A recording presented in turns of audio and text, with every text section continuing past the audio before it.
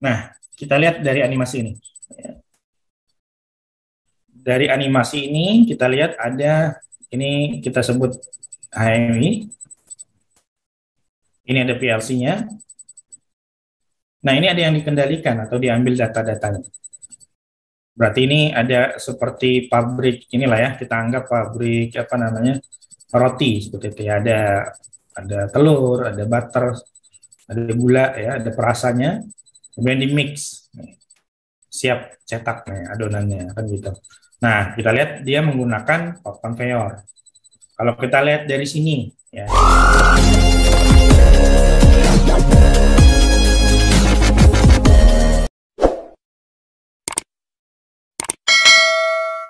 Tuh, saya minta maaf ini Pak, harusnya kemarin ya, karena ada kegiatan lain, jadi kita pindah ini. Iya, iya, iya. Apa-apa, Pak. Apa-apa. A few inches later. Assalamualaikum sobat. Hari ini kita mau belajar versi SCADA nih, sama dengan praktisi industri Bapak Anwar Khalidi Nasution. Nah, beliau ini pengalamannya wah luar biasa sobat. Yuk kita ambil yuk ilmunya banyak-banyak dengan menonton videonya sampai selesai. Jangan lupa sobat, klik tombol like, komen, dan subscribe. Terima kasih.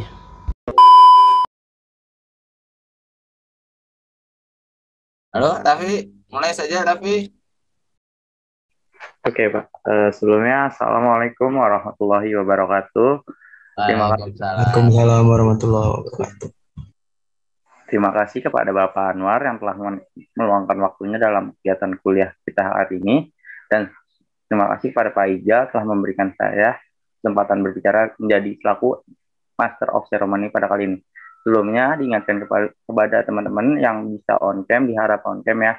Karena sebentar lagi agenda pembelajaran akan berlangsung. Nah, dan yang segera untuk teman-teman jangan lupa absen ya, ntar absen bakal dikirim oleh Maulia.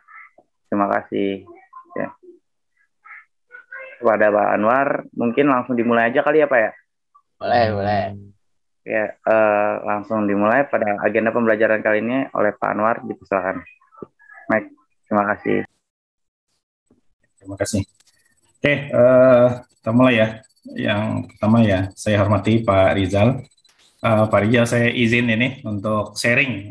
Jadi Siap. kalau secara keilmuan pasti saya harusnya belajar dengan Pak Rizal ini. Sebenarnya kebalik.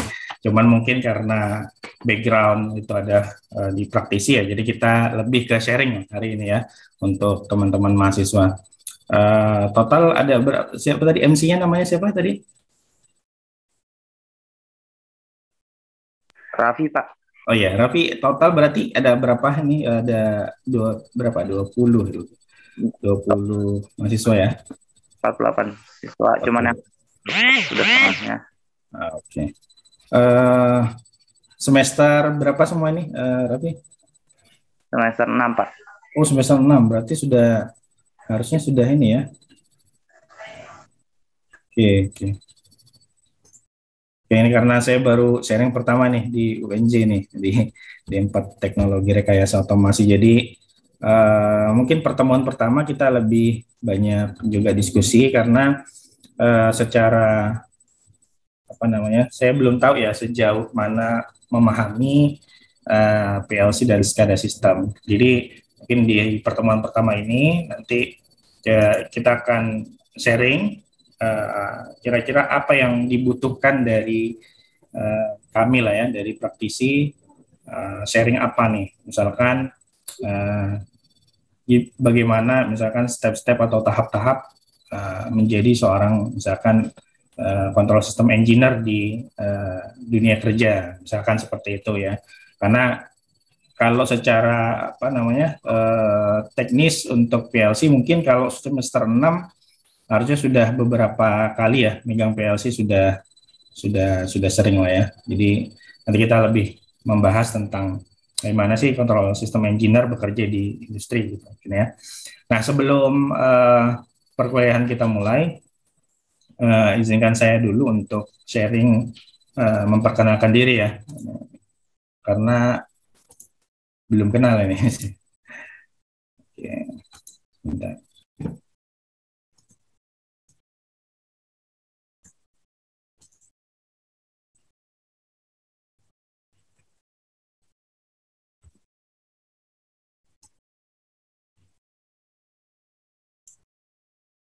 Ya, jadi nama saya Anwar Khalidi Nasution, biasa dipanggil Anwar. Eh, sudah masuk ya? Ya. Oke. Nah, sekarang domisili saya di Balikpapan, Kalimantan Timur. Kalau ada yang pernah ke Balikpapan ya, Kalimantan Timur. Kalimantan Timur ini calon ibu kota negara. Kemudian pendidikan terakhir itu S1 saya di Electrical Engineering di Teknik Elektro Universitas Lampung. Jadi kalau secara pendidikan ini makanya saya bilang saya belajar banyak Pak Rijal ini karena saya baru menyelesaikan pendidikan S1. Kemudian pengalaman pekerjaan saya sampai sekarang itu co-founder sekaligus control system engineer ya, karena perusahaan kami ini belum banyak ya, belum banyak karyawannya, jadi masih terhitung jari, jadi sekaligus menjadi control system engineer. Jadi pekerjaan-pekerjaan di lapangan saya juga ikut turun gitu ya. Nah, sebelumnya pernah punya pengalaman sebagai tooling control engineer di PT LG Electronics Indonesia di Tangerang. Kemudian sebelumnya maintenance engineer di PT Denso Indonesia di Bekasi di MM 2100. Dan intern saya saat itu di Lampung ya, di PT Gunung Madu Plantation, pabrik gula. Nggak banyak sertifikasi yang saya ambil. Kemudian sambil menjadi praktisi, saya memang senang berbagi gitu ya. Jadi memang senang berbagi ke beberapa universitas dan SMK. Jadi teman-teman SMK ternyata sekarang juga sudah mengarah ke IoT gitu ya. Jadi sering sharing ke sana juga. Dan ini beberapa proyek yang sampai hari ini sudah saya selesaikan. Memang rata-rata kalau dilihat itu lebih banyak ke kontrol sistem di oil gas. Ya, jadi untuk oil gas itu rata-rata kalau untuk pabrik ada beberapa ya, untuk pabrik, kemudian untuk PLTS juga. Jadi selain di kontrol sistem, senang juga gitu untuk belajar untuk mengerjakan proyek di bidang solar PV ya, di PLTS. Oke, mungkin itu ya perkenalan singkat. Jadi nanti kalau kapan waktu kita bertemu gitu, sudah saling kenal, jadi bisa saling sapa. Karena memang salah satu yang dibutuhkan saat lulus itu nggak cuman kemampuan di akademik atau secara teknikal, tapi juga jejaring ya. Jejaring itu sangat perlu. Pengalaman saya saat itu juga begitu lulus ya, salah satu yang bisa kita andalkan adalah jaringan kita, circle kita, dengan siapa kita berteman, ya mudah-mudahan membawa kebaikan gitu. Jadi kalau misalkan kita lagi butuh nih, misalkan engineer di Balikpapan gitu ya, sebenarnya nggak perlu jauh-jauh gitu. Dari perkuliahan ini nanti kita bisa lihat, oh siapa nih yang memungkinkan untuk kita panggil kan gitu ya. Oke, itu ya perkenalan singkat. Kemudian kita masuk ke materi atau sharing hari ini. Jadi sekali lagi saya tidak bermaksud mengajari ya, tapi lebih ke sharing apa pengalaman di lapangan sebagai praktisi kurang lebih 8 sampai 9 tahun ya untuk di bidang control system engineer. Oke, sebelum kita mulai ya, ini saya mau nanya dulu nih. Jadi nanti kita boleh ya, dua arah ya. Jadi perkuliahan atau sharing ini dua arah. Kalau ada yang mau ditanya langsung boleh. Jangan sampai nanti, apalagi ini agak sulitnya itu kalau mata kuliah atau kuliah online ini, apalagi off cam ini, kita nggak bisa ngecek ini apakah disimak atau tertidur gitu ya. Nah, ini yang agak kekurangan di online ya. Andai kan saya di Jakarta sudah ke sana nih saya, sudah ke UNJ ya. Nanti kapan zaman ada waktu bisa kita sharing. Ya, jadi dua arah silahkan ada yang mau ditanya, langsung saya ditanya.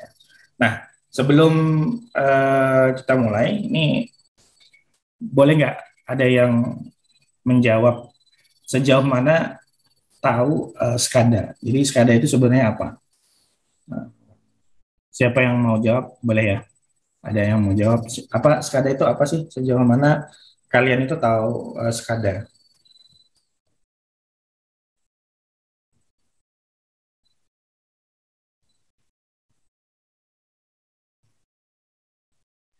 Bisa menjawab Pak. SCADA Iya. itu tugasnya mengontrol sekaligus monitoring Pak sebuah alat.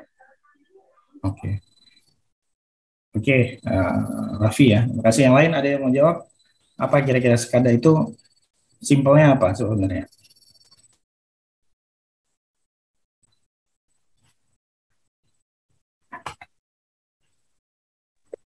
Izin menjawab, Pak. Oke, Fauzan.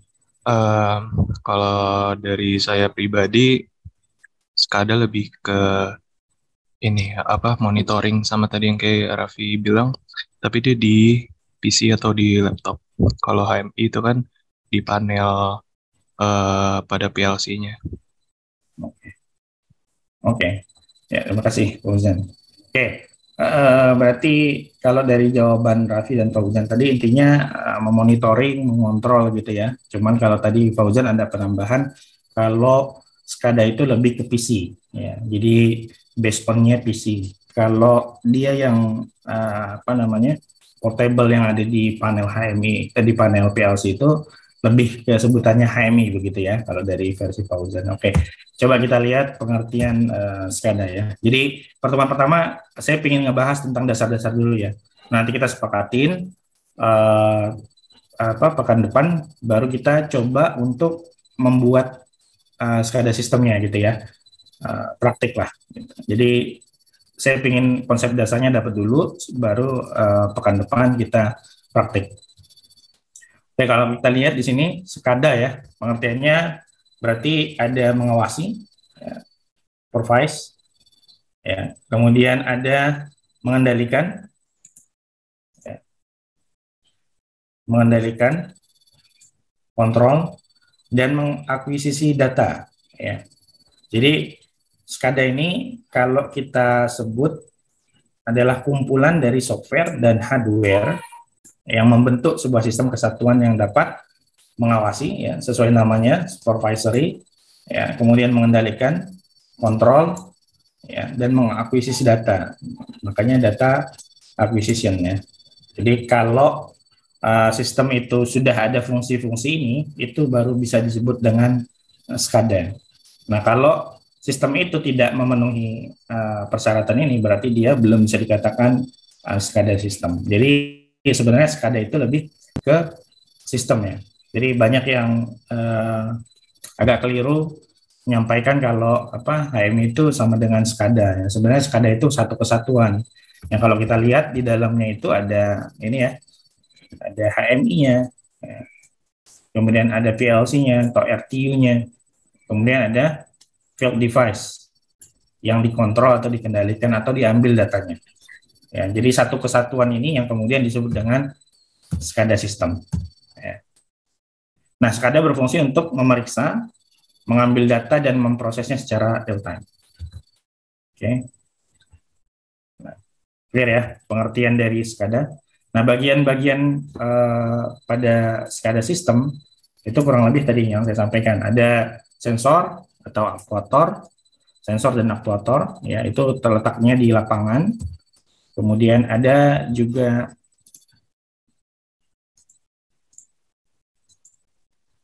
RTU atau PLC-nya, ada sistem komunikasinya, ada MTU-nya atau Master Terminal Unit-nya. Nah, satu kesatuan ini yang kemudian disebut dengan SCADA. Ya, contohnya di gambar kita lihat ada di lapangan ada valve, ya, ada motor, ya, ada sensor flow dan lain sebagainya. Ya, ini hanya contoh aja di lapangan. Kemudian data tersebut itu datanya bisa berupa digital atau analog. Ya, contohnya misalkan valve bisa menjadi data digital, flow bisa menjadi data analog. Nah, data-data ini yang kemudian dikirim ke RTU atau PLC dan kemudian dieksekusi sesuai dengan logika yang kita program. Ya. Setelah itu dikomunikasikanlah ke HMI. Ya. Ke HMI tertampil, jadi data lapangan secara aktual di lapangan itu berapa, bagaimana, ya statusnya apa, itu termonitoring di HMI. Ya. Jadi posisi valve terbuka atau tertutup, misalkan temperaturnya berapa, flow-nya berapa, ya, velocity-nya berapa dan lain sebagainya itu tertampil di sini. Nah, kemudian ada sistem komunikasinya. Ya. Jadi satu kesatuan ini yang disebut dengan SCADA system, gitu ya.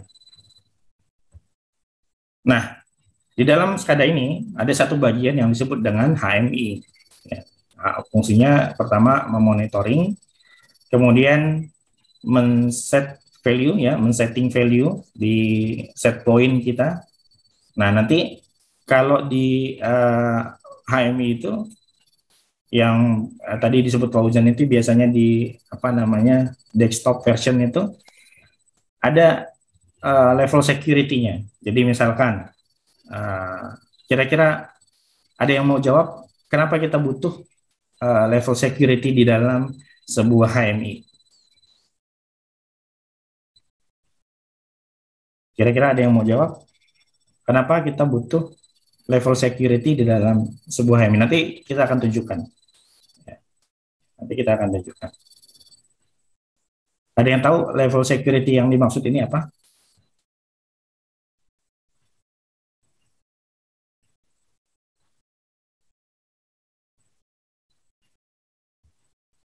Boleh ya, tidak ada jawaban salah di sini ya, karena kita sama-sama sharing, diskusi, sama-sama belajar. Yang tadi kan kalau dijawab sama Fauzan, fungsi pertama adalah monitoring. Oke, clear kalau itu semua kita tahu. Kemudian ternyata di HMI itu ada yang namanya kita set, ya, level security. Nah, level security ini apa maksudnya? Nah, level security itu nanti bisa kita buat, ya. Ya, ini opsional, tapi rata-rata HMI yang sudah digunakan di proses yang lumayan kompleks itu ada namanya level security. Nah, level security itu maksudnya kita akan membagi akses. Ada namanya misalkan ada yang full access, ya.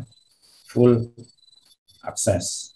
Nah, full access ini siapa? Misalkan engineer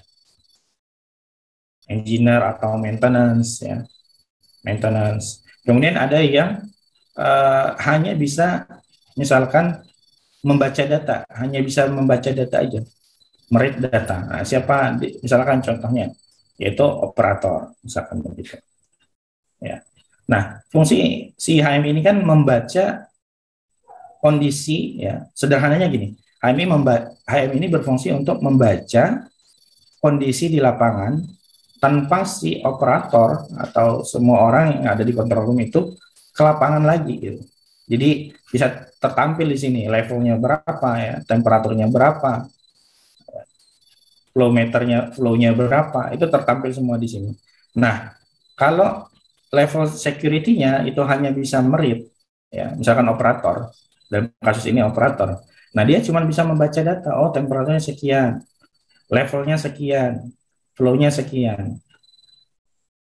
Dia hanya bisa seperti itu. Kemudian mengumpulkan report tadi, ya. Biasanya nanti di HMI itu bisa dalam bentuk visualisasinya grafik, ya, data, historian dan lain sebagainya. Nah, kalau kita kasih full access, itu contohnya ke engineer atau maintenance. Nah, kenapa kita butuh ini? Karena di dalam sebuah HMI gitu ya, sebuah SCADA sistem, ada yang namanya set point. Misalkan contoh ya, set point. Nah, set point ini apa sih? Set point ini adalah nilai yang kita inginkan. Misalkan ini kita anggaplah di sini ada tangki ya. Di sini anggap ada tangki. Nah, standarnya dalam sebuah kontrol sebuah tangki itu kita menggunakan sensor level ya. Nah, level itu sebenarnya secara standar itu ada 4. Yang pertama kita sebut dengan low level ya. Kemudian low level, kemudian high level, dan terakhir itu adalah high level. Nah, kalau kita berbicara set point, artinya set point ini adalah nilai yang kita inginkan. Misalkan, kita pingin ini ada 0 sampai 10 meter, misalkan ya. Nah, kita pingin nih, si low level itu ada di sekian, misalkan 0,5. Ya, low-nya. Kemudian low levelnya 0, misalkan 1,2. High levelnya misalkan 8,5. High levelnya misalkan 9,5. Nah, nilai-nilai inilah yang kita tentukan. Nanti di HMI itu ada set point. Bisa kita klik, bisa kita tentukan set point-nya. Nah, inilah yang bisa hanya diakses oleh si engineer, misalkan seperti itu. Nah, ini bisa kita atur. Kemudian operator, dia tidak bisa mengakses set point di sini di HMI. Jadi mau dia klik juga nggak akan muncul, nggak akan keluar opsinya. Nggak akan dia bisa merubah itu. Kenapa? Karena kalau itu lebih kaitannya nanti dengan safety. Misalkan prosesnya misalkan terkena high level, kemudian muncul alarm ya. Kemudian kalau high level nanti eksekusinya misalkan pompa atau motor mati ya. Nah, penentuan ini itu hanya dibatasi oleh orang-orang tertentu, nggak bisa sembarangan. Misalkan si operator mau mengubah ini, nanti kalau semua dikasih akses yang sama, operator tiba-tiba akan merubah set point ini tanpa sepengetahuan koordinasi dengan pihak misalkan manajemen ya. Tapi kalau levelnya sudah engineer, dia akan paham misalkan kebutuhan produksi sekian dan lain sebagainya. Nah, inilah fungsinya dari level security ya, misalkan seperti itu. Oke ya, sampai sini clear ya kenapa kita membutuhkan level security. Jadi nanti biasanya di sini ada top tray-nya ya. Di atas ini ada top tray, nanti ada menu login. Ya, dia akan login sebagai apa nih? Sebagai misalkan engineer atau operator, ya, atau maintenance team. Nah, nanti akan ada passwordnya. Jadi masing-masing user ya itu akan punya password masing-masing. Nah, inilah fungsinya salah satu dari HMI. Oke, kita lanjut. Kemudian ketiga action ya, memberi perintah, karena nanti kalau kita belajar di sistem kendali, ada yang open loop ya, kendali open loop. Kemudian ada kendali yang closed loop, dia memberikan feedback ya. Misalkan nilai set point-nya kita minta 50 misalkan. Tapi present value-nya ya, atau nilai yang ada di lapangan itu misalkan 46. Berarti kan ada selisih nih. Ada selisih 4 yang disebut dengan error. Nah, 4 inilah yang kemudian akan dibaca oleh si PLC ya, atau RTU, dan dia akan melakukan feedback, memberikan feedback ke device di lapangan. Ya, misalkan 4, berarti dia perlu ditutup ya, misalkan valve yang tadinya 100% misalkan ya, karena ada nilai error di sini 4, dia menjadi misalkan ditutup 96%, misalkan seperti itu. Atau kebalikannya, misalkan present value-nya ini melebihi dari set point, berarti dia dibuka kan seperti itu. Jadi membuka misalnya atau menutup sebuah valve itu akan dibandingkan dengan nilai errornya. Nah, nilai error dapat dari mana? Dari sini. set point yang kita tentukan tadi, yang saya katakan di sini, yang hanya bisa diakses misalkan sama engineer atau maintenance, ya, dengan dikurangi dengan present value, atau dibalik, present value dikurangin set point, seperti itu ya. Nah, kemudian ada juga nanti di dalam HM itu namanya inhibit ya. Saya tuliskan aja di sini, inhibit. Nah, ada yang tahu inhibit? Ada yang tahu?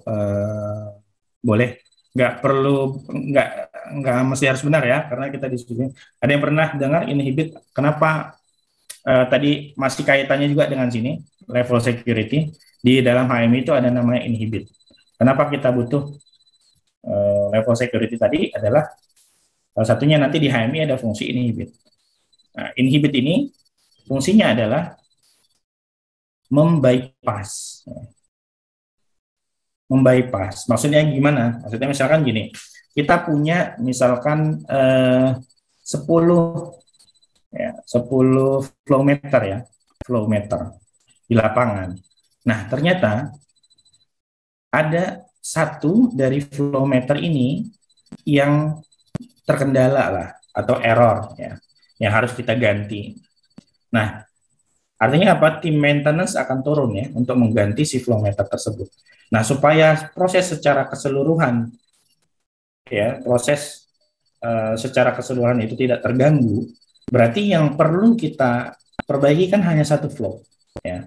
Nah, supaya tidak terganggu, ini masing-masing dari 10 flow ini memiliki inhibit button masing-masing. Jadi kalau misalkan ini katakanlah ini flow meter yang pertama yang terjadi kendala atau error. Nah, nanti kita akan pilih inhibit, misalkan inhibit flow meter 1 ya. F1 saya tulis misalkan contoh. Inhibit flow meter 1. Nah, begitu kita klik, ya di sini akan terjadi bypass. Artinya sementara satu flow ini akan diabaikan oleh sistem. Jadi tidak akan mengganggu sistem yang lain. Yang lain tetap running. Jadi sistem maintenance tidak perlu yang dikatakan dengan shutdown. Ya, tidak perlu shutdown plan untuk menangani satu flow yang bermasalah. Jadi hanya satu flow ini yang kemudian di bypass, diinhibit, sistem masih berjalan, tidak ada shutdown plan ya. Nah, begitu maintenance team itu memperbaiki satu flow meter ini. Begitu flow meternya sudah diganti, misalkan dengan yang baru, nah inhibit button ini kemudian dirilis ya, atau dilepas. Nah, otomatis sistem akan berjalan lagi 10 flow meter. Yang tadinya mungkin 9, karena satunya kita inhibit tanpa mengganggu sebuah sistem secara keseluruhan. Nah, kenapa ini perlu? Kenapa inhibit ini perlu? Ya, karena kita bayangkan misalkan ya, ada satu flow meter tadi yang mati, kemudian inhibit tidak ada, artinya kan plan harus shutdown nih, tidak ada pilihan lain. Ya, plan harus shutdown. Nah, shutdownnya plan itu akan menghasilkan sebuah kerugian bagi sebuah perusahaan. Apalagi kalau kita berbicara ya, misalkan oil gas ya, bisa berapa produksi yang harus mereka pause dulu gitu ya.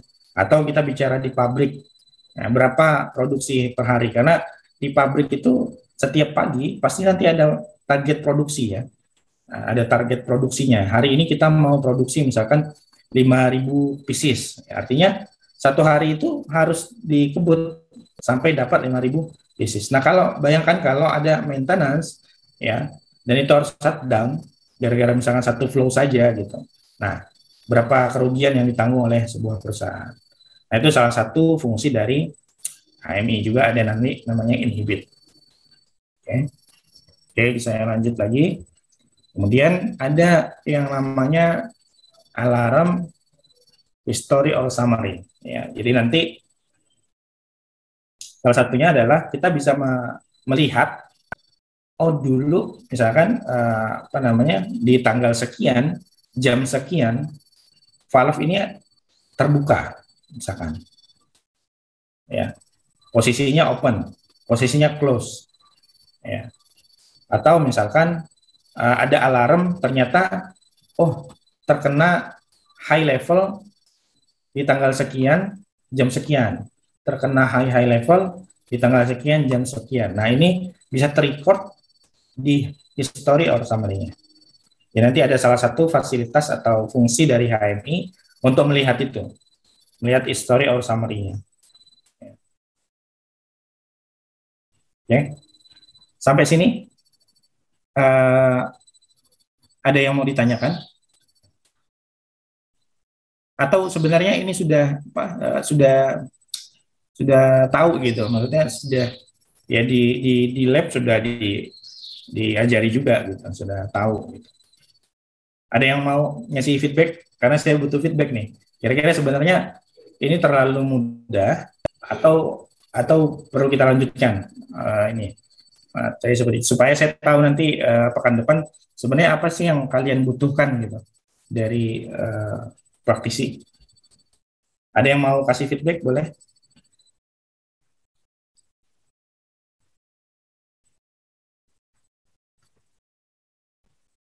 Di akhir perkuliahan nanti saya akan pilih ya satu atau dua mahasiswa yang paling aktif. Nah, jadi saya nggak butuh benar atau salah karena proses belajar itu tidak mutlak harus benar karena namanya belajar ya. Karena kita bisa belajar dari kesalahan misalkan. Nah, jadi yang paling aktif nanti ada hadiah lah ya dari saya ya, satu atau dua orang nanti. Boleh ada yang mau menjawab? Kira-kira sampai sini dimengerti atau ada feedback ke saya? Kira-kira apa yang dibutuhkan? Atau ini sebenarnya sudah tahu gitu, sudah tahu sebelumnya? Boleh silakan. Ada? Jangan malu-malu. Karena ya silakan. Oke, Pak. Kan tadi level security-nya itu dari Hinibet-nya itu udah diatur atau dari operatornya dulu apa gimana, Pak? Oh ya, jadi betul. Jadi nanti di level security ini kita bisa memberikan. Jadi nanti di HM itu kan ada misalkan inhibit function ya, inhibit function. Kemudian ada grafik tadi yang saya sebutkan di sini atau kita sebut dengan trend. Jadi nanti ada trend function. Kemudian ada misalkan set point ya untuk menentukan set point function. Nah, nanti tinggal kita pilih misalkan kita sekarang lagi meng-create usernya yaitu engineer ya. Nah, si engineer ini kita mau kasih yang mana aja fungsinya. Kita centang aja keseluruhannya atau hanya salah satu atau salah dua. Nah, ini akan kita tentukan. Misalkan operator ternyata nggak perlu fungsi-fungsi ini. Maka secara otomatis dia hanya bisa membaca data tadi. Karena kalau meread data itu tidak perlu kita create satu function lagi, nggak perlu kita create function lagi. Tapi kalau di luar umumnya, misalkan kayak tadi kita men-set point, kemudian inhibit, ya, kemudian trend, ini akan kita create functionnya. Nah, ini yang akan kita tentukan. Ini kita kasih haknya ke siapa nih? Engineer, atau misalkan maintenance, nah, itu yang akan kita tentukan. Gitu, Rian. Ada yang lain? Yang mau ditanya? Ya, kita diskusi karena lumayan, waktunya 3 jam ya. Nah, sekali pertemuan kita 3 jam. Tapi nanti kita lihat aja kondisinya. Karena terjadi perbedaan waktu di antara Jakarta ya dengan saya di sini Balikpapan. Jadi Balikpapan 1 jam lebih cepat ya. Kalau nanti 3 jam takutnya terlalu mepet ke maghrib gitu. Jadi nanti kita lihat nanti tinggal di reportnya ya. Nanti saya atur. Oke. Selain Rian, ada yang mau disampaikan, ditanya? Kalau enggak, kita lanjut. Jawab ya, kita lanjut berarti ya. Oke. Kalau nggak ada yang ditanya, berarti saya anggap oke ya. Nah, ini kan kalau kita lihat, ini bagian-bagiannya ya, bagian-bagian dari SCADA. Nah, kita lihat, berarti salah satu bagiannya adalah PLC. Nah, apa itu PLC? Nah, ini karena udah semester 6 sebenarnya saya akan nyebut ya. Saya nggak akan jelaskan detail PLC, kecuali nanti diminta, ya, kecuali nanti dibutuhkan. Makanya saya ingin ada feedback, kira-kira apa sih yang dibutuhkan dari saya sebagai praktisi untuk sharing ke kalian gitu. Ya kalau kita lihat PLC ya berarti sebuah device yang dapat diprogram ulang. Ya, kita lihat aja pengertiannya, dapat diprogram ulang berdasarkan logik ya, instruksi logika, dan fungsinya adalah untuk mengontrol mesin-mesin di industri. Ya, simpelnya seperti itu. Nah, ini kalau pengertian secara NEMA-nya, National Electrical Manufacturer Association, tinggal silakan dibaca ya. Intinya dia adalah sebuah electronic device ya, yang dia nanti menyimpan instruksi yang kita program tadi untuk menjalankan fungsi-fungsi spesifik ya, seperti logika, sekuen, timing, counting. Ya pasti sudah belajar ya, membuat fungsi misalkan timer ya, on delay, off delay ya, counter. Ya itu memang dasar-dasar yang harus dimiliki lah ya, skill yang harus dimiliki untuk PLC itu. Kalau itu aja nggak bisa, nanti agak sulit kalau kita mau ke PLC yang advance lagi, misalkan kita menggunakan function block diagram gitu ya. Nah ini harus, dasarnya harus kita mengerti ya. Nah ini cara kerjanya ya, yang pertama PLC melakukan diagnostik dulu ya, dan dia akan menyalakan indikator error kalau ada masalah ya.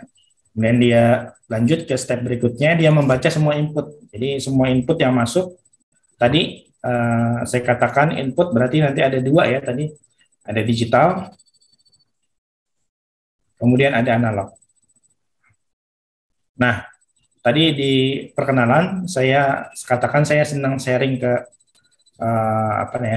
mahasiswa juga siswa. Nah, kalau saya lihat memang mohon maaf di lapangan di institusi pendidikan itu yang sering dibahas itu ini yang digital. Analognya tidak sering untuk dibahas, bahkan mungkin tidak disentuh ya. Jadi kalau kita lihat yang dibahas hanya digital. Nah, digital contohnya misalkan apa? Ya kayak rangkaian self-loading ya. Kemudian ya tadi itu menjelaskan apa namanya, normally open, normally close ya. Selalu digital yang digunakan. Tapi analognya jarang dibahas, padahal sebenarnya nanti saat kita bekerja analog ini sering juga dipakai. Tadi kalau di kontrol sistem nanti saat kita di industri tidak akan jauh-jauh dari mengontrol ini. Ya ada flow, ya kemudian ada temperatur, ya, kemudian ada level, apalagi flow, pressure. Nah, ini adalah nilai-nilai yang pasti akan kita temui saat kita bekerja sebagai control system engineer di sebuah industri. Pasti akan ketemu flow, temperatur, level, apalagi pressure, sudah pasti. Nah, semua ini masuk ke dalam kategori sinyal analog, ya, input analog. Nah, ini yang kadang tidak dibahas. Bagaimana sih sebenarnya PLC itu mengolah data analog? Yang sering dibahas hanya digital, ya bukan berarti digital tidak penting. Dua-duanya harus dikuasai. Ya. Jadi ada digital, ada analog. Oke, kembali ke cara kerjanya. Jadi si PLC akan membaca nih data-data input dari lapangan. Masuk ke sini, dibaca sama dia. Mau digital ataupun analog. Ya.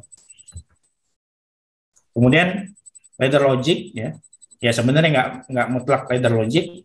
Ada nanti function block diagram ya. Kemudian ada structure text ya, tapi memang yang sering ladder dan function block dua ini. Nah, ini nanti kita akan bahas juga 5 cara metode untuk program PLC ya. Misalkan standar IEC. Nah, ini dia akan memproses ya, ladder logic akan diproses menggunakan nilai input yang tersimpan tersebut. Jadi ini nilainya akan dibaca sesuai dengan program yang kita buat, gitu ya. Jadi dibaca dulu input datanya, kemudian sesuai logiknya, ya. Nah, dari logik ini kemudian akan ada keluaran. Nah, keluaran ya, ada output. Maka tugasnya PLC kemudian merwrite atau menulis semua outputnya. Misalkan tadi memberikan logika satu pada channel sekian, ya, atau memberikan eh, apa namanya arus sekian pada channel analog sekian. Nah, setelah dia melihat program yang kita kita program tadi, ya, input masuk, input nanti akan menyesuaikan statusnya dengan program itu, kemudian akan ada keluaran. Nah, keluarannya apa tergantung dari hasil eksekusi program ini. Ya. Nah, satu siklus ini dari yang tadi saya katakan, pertama dia membaca ada error apa enggak. Kalau ada error, nanti di PLC akan memberikan signal error, ya. Biasanya ada LED-nya, ada LED running, error, dan lain sebagainya. Jadi pertama dia melihat dulu ada error nggak. Kalau nggak ada, baru eksekusi berikutnya yaitu membaca input, kemudian eksekusi program, dan keluarkan output. Nah, satu siklus ini disebut dengan scanning time. Nah, ini scanning time-nya. Itu yang disebut dengan scanning time. Begitu cara kerja PLC.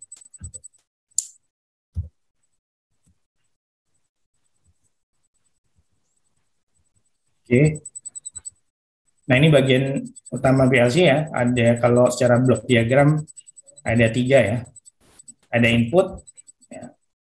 Ada CPU, ya. CPU ini maksudnya ya prosesor ya, otaknya. Kemudian ada output. Jadi ini tadi saya katakan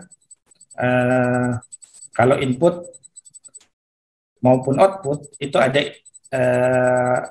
digital maupun analog. Maka nanti kalau kita dalam dunia PLC ada namanya DI, ya. DI, kemudian AI, kemudian ada DO dan AO. DI digital input, analog input, digital output, analog output. Oke. Inputnya ada push button. Push button masuk di digital atau ini input ya, berarti DI apa AI untuk push button?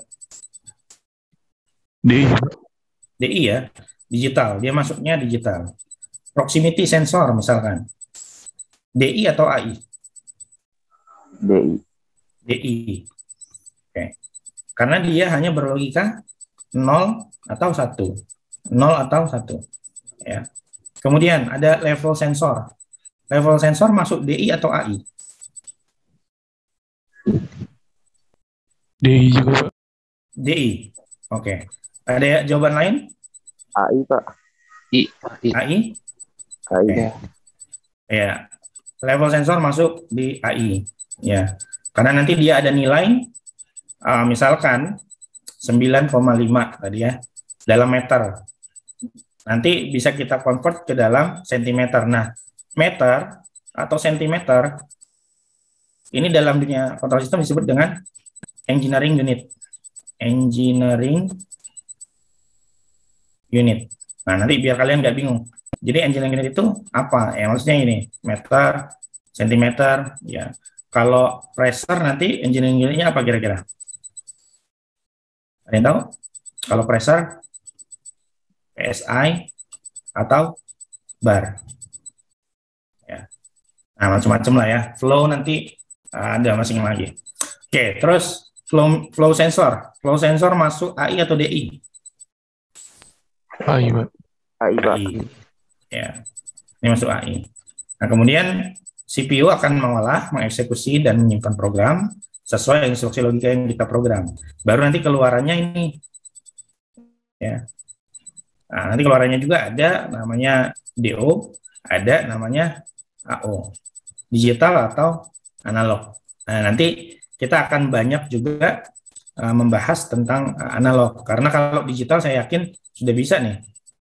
Atau analog sebelumnya sudah dibahas? Analog sudah ada yang tahu bagaimana si PLC dapat mengolah data analog dari lapangan, misalkan tadi kayak level, kemudian flow. Ada yang sudah Bahas, tahu? bahas ulang lagi aja Pak, analog Pak. Mungkin pada lupa yang lain. Oke. Ya, jadi ini bagian-bagian utama dari PLC. Kita lanjut. Oke, ini komponen-komponennya, ada power supply. Ya, ini kayaknya sudah pada tahu lah ya, hari-hari sudah dilihat di lab. Ada input modul, ada output, ada CPU-nya, ada memori, ya, ada power supply.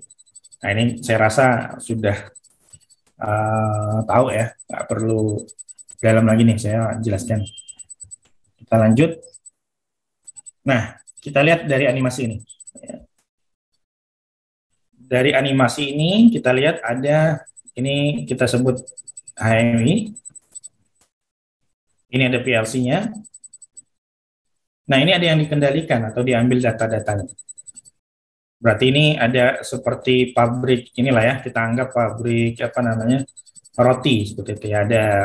Ada telur, ada butter, ada gula ya, ada perasannya, kemudian di mix, siap cetak nih adonannya kan gitu. Nah, kita lihat dia menggunakan pot conveyor. Kalau kita lihat dari sini ya, kalau tadi kita udah bahas, ternyata ada secara garis besar ada 3 blok nih kalau PLC atau ini SCADA, misalkan input ya, kemudian ada CPU-nya atau proses ya, dan ada output. Kalau kita lihat nih dari animasi ini, mana yang termasuk input, mana yang termasuk output. Kalau CPU udah jelas ya, ini PLC-nya. Ini PLC udah clear. Jadi kita tentukan sekarang inputnya dan output. Kalau dari sini, inputnya apa aja? Proximity sensor Pak. Oke, proximity, betul. Terus Terus outputnya tuh mixer. mixer. Oke, Motor conveyor sama motor. Ada lagi? Ya, sebenarnya di sini ada harusnya ada motor ya untuk menggerakkan buka tutup valve-nya harusnya. Ya, berarti ada motor ya, motor 1 dan motor 2 lah kita anggap itu. Ya. Itu ya. Jadi inputnya proximity, sensor proximity, kemudian outputnya ya, ada motor, ya, ada kemudian mixer, dan ini ada motor untuk motor untuk membuka valve di sini ya. Nah itu ya. Jadi saya cuman apa namanya, kok terlalu sederhana ini Pak? Ya, saya pingin ini dulu sepakat frame-nya dulu. Jadi nanti saat kita meng-create sebuah SCADA sistem yang lebih kompleks sudah paham. Oke, berarti clear ya, inputnya apa, kemudian outputnya apa. Jadi begitu terkena proximity, dia akan mengeksekusi apa kira-kira. Misalkan ini kita katakan proximity 1. Begitu proximity mendetek adanya barang lewat, si PLC akan menginstruksikan apa keluarannya? Barang-barang yang kayak egg butter gitu ya Pak. motor conveyornya mati dulu Pak, baru egg-nya motornya keluar. Betul, motor conveyor off ya, karena dia berhenti. Setelah berhenti, berarti ini menjadi trigger lagi. Setelah dia off, menjadi trigger untuk membuka ini ya, valve di sini ya. Jadi ini off-nya si motor itu akan menjadi trigger untuk mengaktifkan si valve. Kita katakan valve-nya on seperti itu. Ya. Nah, nanti kalau sudah kena di sini baru si mixer akan berjalan. Oke, sudah, berarti sudah ini ya, sudah clear ya. Nah, kita ada programming device juga selesai. Oke. Sekarang kalau macam-macam bentuk PLC ini secara garis besar ada 2. Boleh sharing nggak di lab atau di kampus PLC-nya apa? Jadi saya bisa tahu juga. PLC Omron sama Siemens sih, Pak. Omron yang berapa nih? CPE kah? Iya, Pak, yang CPE. Siemens-nya Siemens-nya yang S7200 itu. 700. Yang kecil sih, Pak. S7200 ya, berarti ya. Iya, sebenarnya. Oke. Di kampus atau di lab sudah membahas analog? Analog, apa nih? Sinyal analog,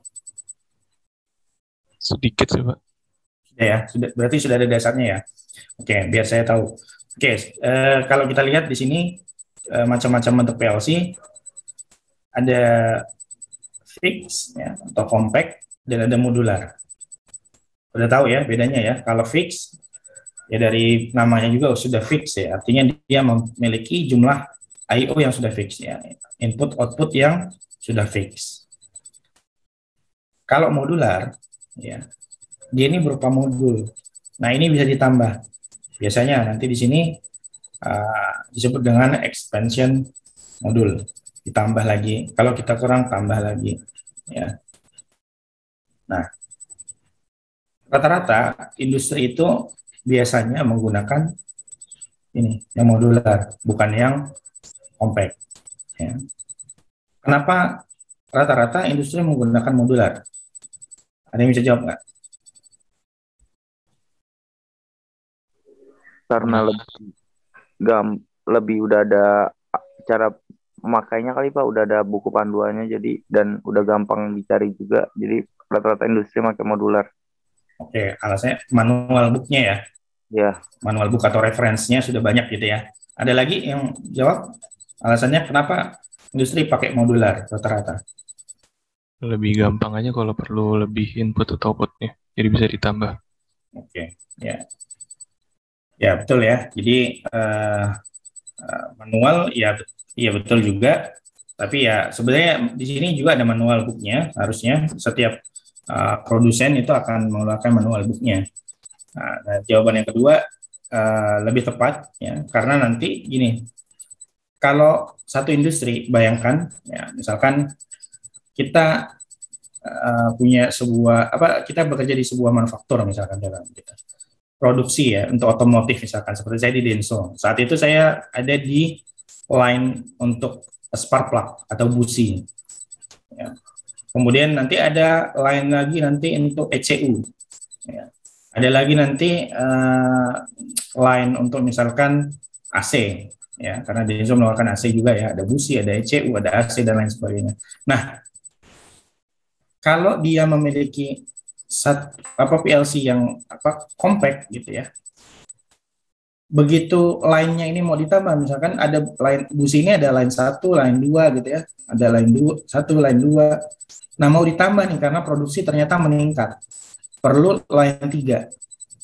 Kalau dia menggunakan fix atau compact, ini dia akan kesulitan untuk menambah I/O ya. Akan kesulitan untuk menambah I/O-nya.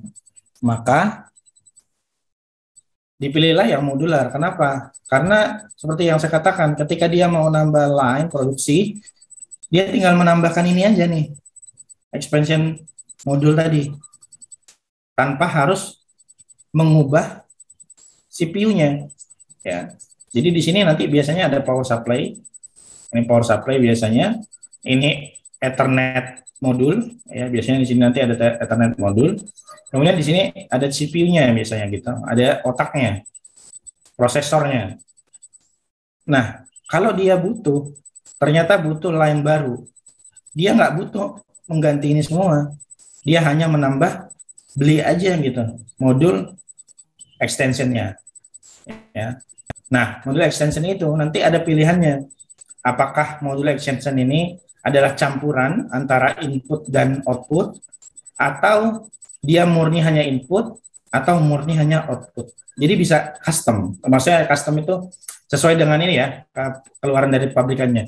Jadi ternyata dia misalkan eh, butuh 20 input ya, penambahan line baru misalkan ya, 30 output. Ya udah dia cari aja yang bisa mengakomodir ini ya.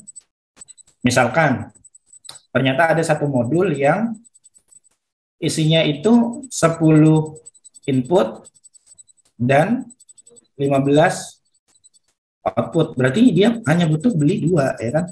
Karena ini dikali 2 ini 20, ini 30. Sudah clear. Atau ternyata dia hanya butuh input, penambahan input, outputnya nggak perlu. Ya udah dia beli expansion modul yang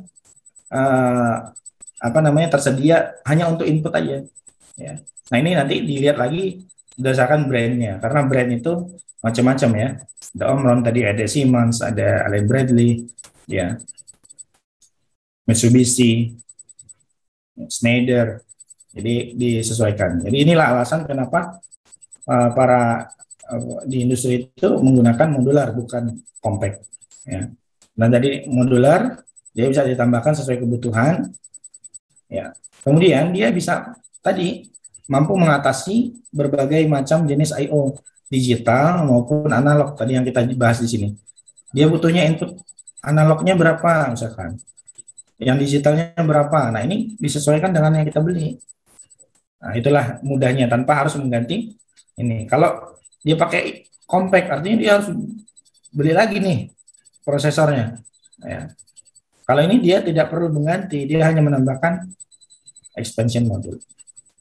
Ya, clear ya. Sampai sini macam-macam bentuk PLC. Nah, kalau kita lihat ukurannya itu secara garis besar ada 5 ya, walaupun sebenarnya ini hanya sebagai pengetahuan aja ya. Ada nano, mikro, small, medium, large. Nah, semakin ke atas ini semakin kompleks dan semakin banyak I/O-nya ya, connectivity ya. Ya, kita lihat kalau nanti dia large itu sampai 2000 I/O point. Ya. Nah, ini mungkin nggak dipakai, ini mungkin ini. Ini biasa kita gunakan di oil gas, ya. Kemudian petrokimia, ya. Manufaktur juga masuk sih, ya. Manufaktur masuk juga kadang di large atau medium, ya. Kalau untuk misalkan sistem kendali atau kontrol sistem yang tidak kompleks ya, cukup bisa di small ya atau mikro, biasanya seperti itu. Dia cuman I/O-nya 960 ke bawah ya, cukup small ya. Jadi nanti saat kalian bekerja juga harus bisa melihat kebutuhan dari I/O-nya ya. Dari I/O-nya. Biasanya nanti kalau kita bekerja si user ya, pengguna jasa kita itu akan meminta plus minus 10% spare I/O. Ya, jadi misalkan I/O yang digunakan itu adalah misalkan ya 10 input ya, misalkan 10 input. Artinya kita harus menyediakan modul kurang lebih ditambah 10% dari ini. Berarti berapa? Jadi 11 ya. 11 input. Ya. Jadi satunya ini spare. Ini biasanya dimintanya begitu ya. Ini, walaupun ini tidak keharusan, tergantung user. Tapi biasanya plus minus 10% ini diminta untuk spare. Jadi kita bisa menentukan ini sistem yang kita bangun ini cukup dengan menggunakan PLC nano atau mikro atau small atau medium atau large ya. Kemudian analog atau digital ya. Terus komunikasinya menggunakan apa? Misalkan dia support untuk Modbus protokol ya. Jadi kita cari yang support dengan Modbus protokol misalkan. Nah, ini ukuran PLC. Nah, kita lanjut, ada 5 bahasa pemrograman PLC. Ya. Kalau kita lihat, ada namanya IEC, ini sebuah commission ya. Jadi dia mengatur regulasi untuk standar lah, standar. Itu menurut IEC 61131 ada 5 metode atau tipe bahasa pemrograman yang bisa dipakai untuk memprogram sebuah PLC. Walaupun satu PLC itu nggak semua PLC bisa mensupport kelima bahasa ini. Ya. Contohnya gini, misalkan saya beli PLC, misalkan ya, Omron, misalkan CP sekian. Nah, ini belum tentu structure text atau instruction list atau sequence function chart bisa ada di sini, bisa terakomodir di sini. Belum tentu. Tapi kalau yang namanya ladder ini sudah dipastikan ini untuk semua PLC.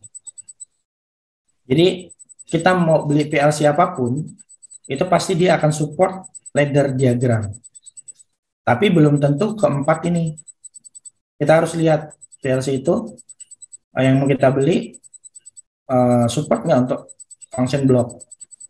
Ya. Tapi kalau ladder sudah dipastikan semua PLC itu akan support dengan ladder diagram. Maka kenapa dasar pemrograman PLC itu menggunakan ladder, ya, diagram tangga tadi. Karena sudah dipastikan semua PLC itu support ini. Tapi belum tentu PLC yang kita beli itu support function block, structure text, ya, instruction list, ya, sequence function chart. Nah, ini biasanya kita cari itu sesuai dengan kebutuhan kita. Kita butuh nggak sih function block? Kita butuh nggak sih misalkan SFC untuk sekuennya yang bertahap, jenjang bertahap. Nah, kalau butuh, berarti kita cari PLC yang bisa mengakomodir kebutuhan kita. Tapi kalau ternyata program atau sistem yang kita bangun hanya simpel, ya cukup cari PLC yang support ladder diagram saja, misalnya. Karena nanti masalah ke cost, ya, biaya. Nah, kalau kita beli PLC misalkan yang mungkin yang agak high class misalkan ya, misalkan PLC 580 Schneider, ya, yang mahal lah seperti itu ya. Nah, itu biasanya itu support untuk bahasa-bahasa yang lain, function block, structure text, ya, sequence, function chart. Nah, itu yang harus kita pahami. Jadi sesuaikan dengan kebutuhan. Nah, saya cuma mengulas sedikit aja karena pasti sudah tahu, karena sudah 3 tahun ya kuliah di rekayasa otomasi. Jadi kalau ladder, ya kita lihat ini paling umum di support semua PLC ini catatannya, semua PLC pasti pakai. Nah, ini paling banyak digunakan oleh programmer PLC. Ya. Kita lihat kayak gini diagram tangga, ya saya rasa clear, nggak perlu saya tanya lagi. Kalau misalkan saya punya gerbang logika seperti ini, ini saya katakan input 1, ini input 2, ya, ini output. Kalau saya punya nilai masukan dari input 1 ini adalah berlogika true, ya, high atau 1, kemudian input 2 itu false atau 0, kira-kira outputnya akan bernilai 1 atau 0? 1, Pak. 1. Oke. Ini yang disebut kalau kita belajar gerbang logika, ini gerbang apa? Gerbang OR. Tuh, OR. Berbeda kondisinya kalau kita seperti ini. Kalau ini 0, ya, ini 1, output akan bernilai berapa? 0.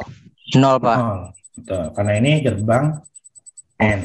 Ya, semua input harus berlogika 1 supaya output berlogika 1.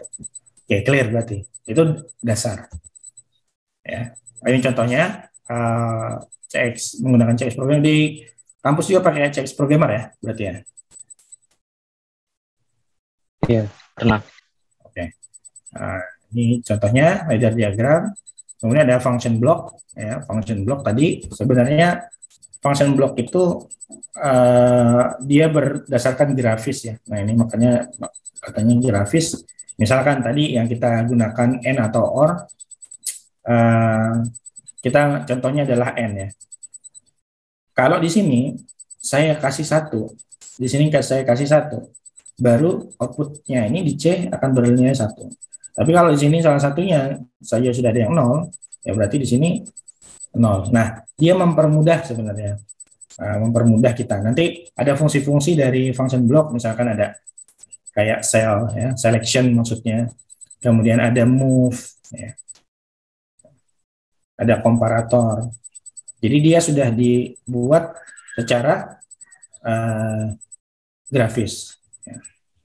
Oke, ini tadi note ya, sorry, ini note ya. Jadi ini harusnya kalau ini kita kasih ini normally close maksudnya. Ya. Tapi ini function blocknya adalah n. Jadi si C akan bernilai 1 kalau semuanya bernilai 1. Nah, nanti ada fungsi-fungsinya. Sebenarnya mempermudah kalau sistem yang kita bangun sudah kompleks. Oke, saya lanjut aja agak cepat. Ini contohnya function block diagram di Omron. Kemudian ini structure text. Nah, ini jarang sih ya, jarang digunakan. Tapi kalau mau belajar silakan, ini seperti bahasa C atau C++ ya.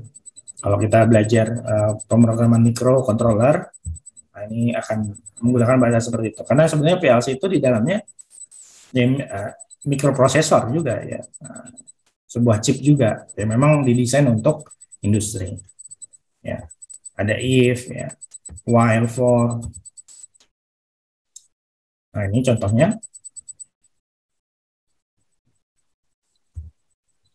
Kemudian instruction list.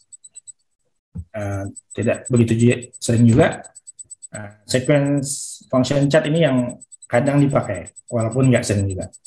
Ya, jadi dia seperti flowchart, tapi lebih powerful. Jadi dia lebih berjenjang ya. Jadi step ini akan berjalan, step 2 akan berjalan misalkan setelah step 1. Nah, jadi ada permisifnya dulu.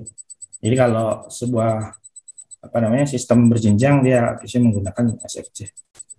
Oke, itu sekilas ya tentang 5 bahasa pemrograman, tapi saran saya saat kalian mau nanti bekerja di industri,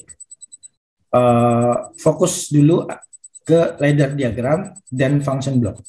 Ya, 2 ini, ladder diagram dan function block, karena ini sudah sangat cukup untuk bekerja di industri sebagai control system engineer. Ya. Tapi yang lain mau dipelajarin boleh. Oke, ini control group. Sebenarnya ini sudah kita bahas juga tadi ya. Ada process value, ada set point. Jadi nanti akan dibaca selisih antara process value dengan set point.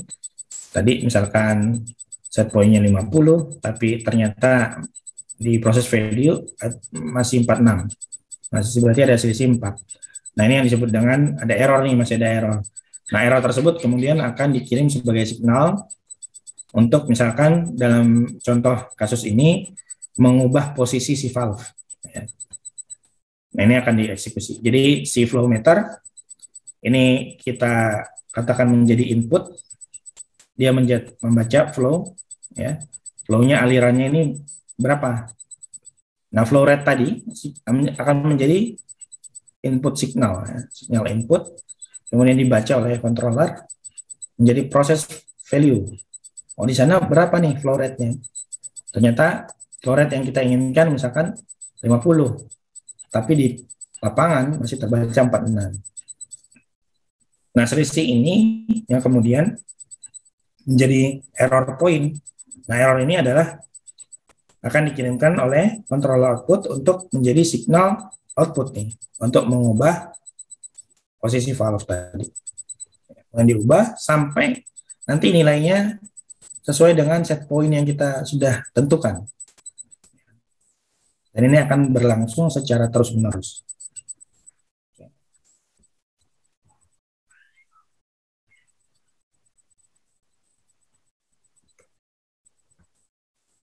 Oke, sekarang kalau digital itu hanya 1 atau 0, true atau false, ya.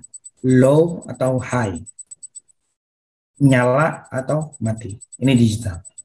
Tapi di industri itu banyak sekali menggunakan analog, data analog. Ya. Oke, sekarang saya tanya, sudah pernah dengar ini belum? 420 miliampere.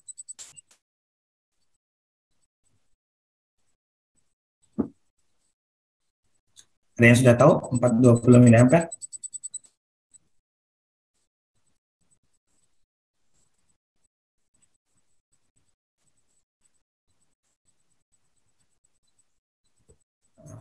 Pak Fauzan sudah tahu 420 miliampere?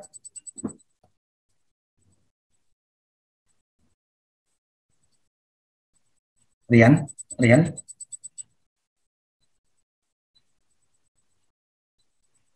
yang tahu nggak? 420 miliampere. Harus bekerja. Gimana Rizky? Kuat arus minimalnya hingga 20 menit. Oke, harus minimal. Oke, yang lain ada yang mau jawab?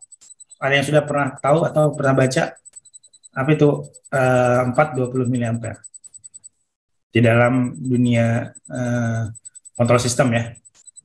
420 miliampere.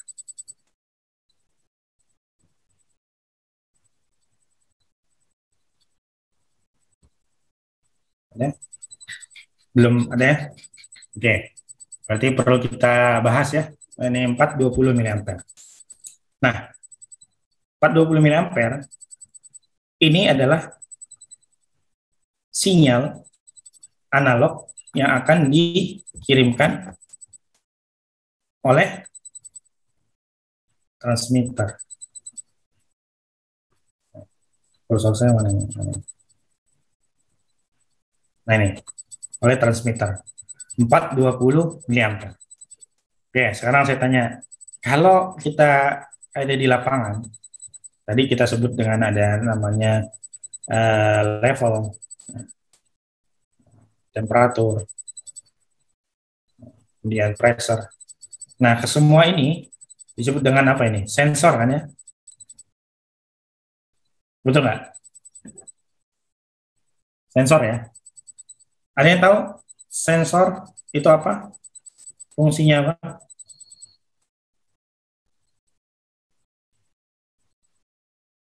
Ada yang tahu fungsinya sensor apa?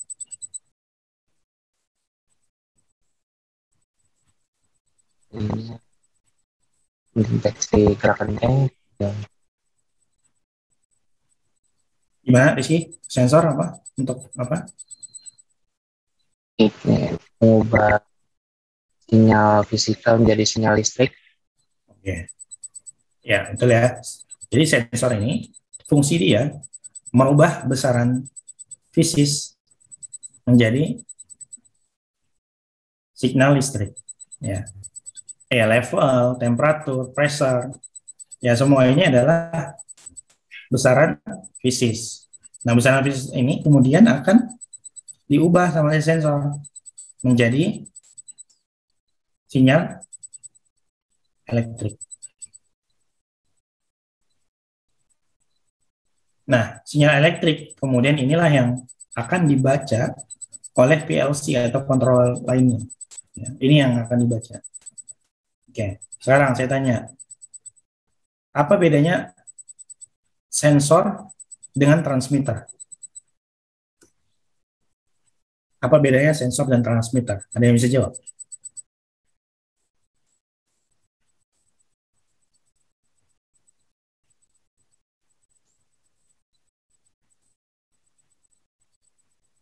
Ada yang bisa jawab? Kalau transmitter untuk mengirim data doang, Pak. Oke, clear ya. Berarti si sensor tadi dia fungsinya mengubah fisis menjadi elektrik. Setelah diubah, sinyal tersebut dikirim sama si transmitter. Makanya namanya transmitter. Dia mentransmit data yang tadi sudah diubah, yang didapat oleh sensor, kemudian dikirim ke PLC atau controller lainnya. Nah, biasanya pengiriman sinyal analog ini ada beberapa pilihan, tapi yang populer atau sering digunakan itu adalah 420 miliampere. Ya, 420 miliampere. Apa maksudnya? Jadi data atau signal yang dikirim dari lapangan ke controller itu adalah berupa arus 420 miliampere. Berarti kalau saya punya sebuah pressure ya 0 sampai 10 PSI.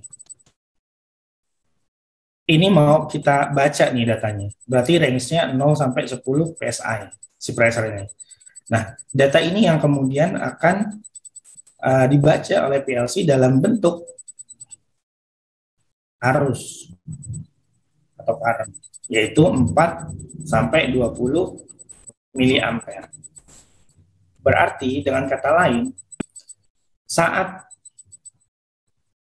pressure atau tekanan di lapangan itu adalah 0, ya, yang dibaca oleh, yang ditransmit oleh transmitter ke PLC itu adalah 4 miliampere. Dan saat nilainya maksimum, saat pressure di lapangan adalah 10 PSI, berarti yang ditransmit sinyalnya oleh transmitter adalah 20 miliampere. Sekarang pertanyaan saya, ini 0 sampai 10. Kenapa yang dipilih atau yang populer itu yang sering digunakan 420? Kenapa enggak? Kan ada Pak pilihan 0 sampai 20 miliampere. Kalau misalkan saya tadi punya 0 sampai 10 PSI, kalau kita pakai 0 sampai 20 miliampere, kan gampang nih, 0-nya PSI berarti 0 miliampere. 10 PSI berarti 20 miliampere, lebih enak. Nah, kenapa ini kita ubah jadi 4? 4 sampai 20 miliampere. Ada yang tahu? Ya. Ini 0 sampai 10. Berarti nilai minimum di lapangan 0, dibaca 4 sama PLC, transmitter. Kalau maksimum 10 PSI, yang ditransmit oleh transmitter adalah 20 miliampere. Kenapa kita menggunakan 4 sampai 20? Terutama kita fokus di sini. Kenapa 4? Kenapa nggak 0?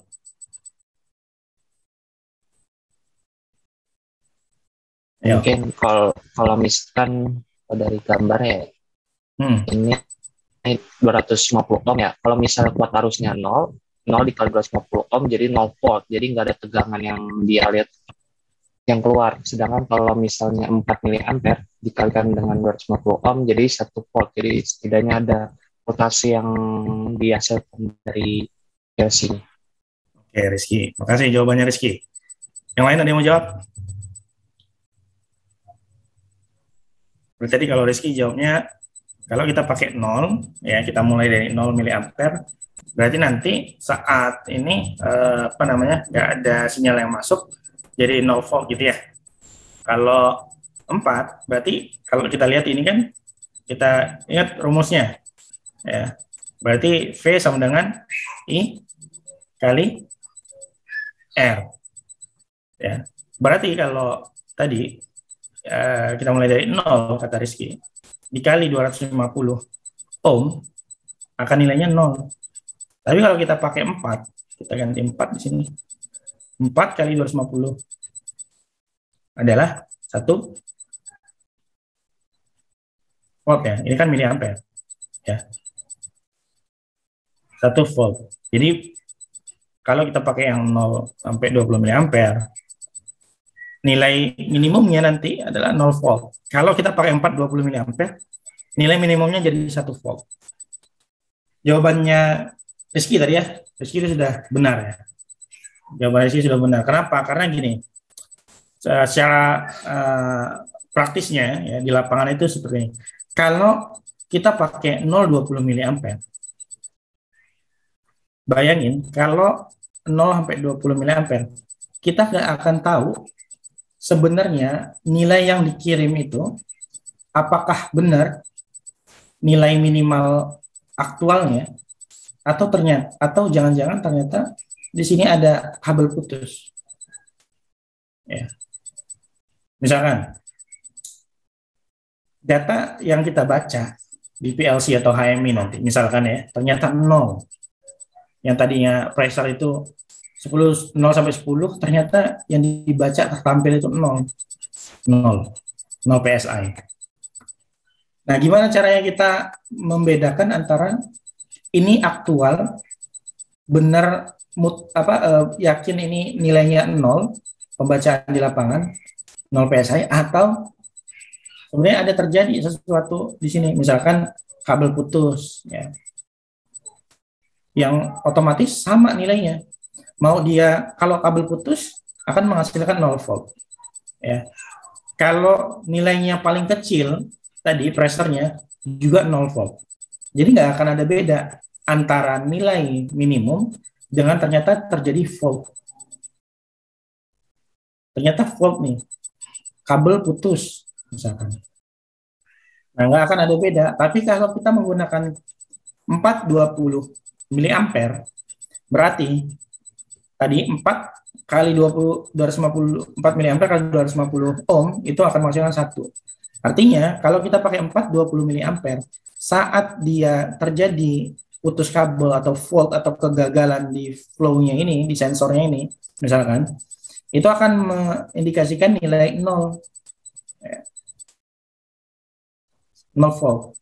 Tapi kalau ternyata memang dia itu pembacaan lagi benar-benar minimum, itu akan 1 volt. Jadi ada perbedaan antara minimum dengan volt.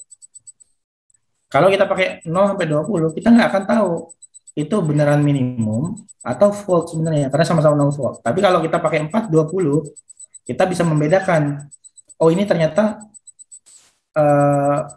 sorry, ini kebalik ya. Nah, ini ternyata volt, ini ternyata minimum. Ini bedanya. Oh, ini volt, ini ternyata bukan minimum ini. Ya, gitu. Maka kita menggunakan 420 miliampere. Nah, kenapa pakai miliampere?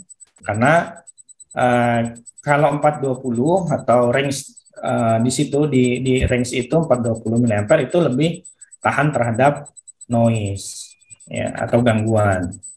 Ya, atau kita sebut dengan misalkan katakanlah interferensi namanya, ya. Nah, itu akan lebih aman dari itu.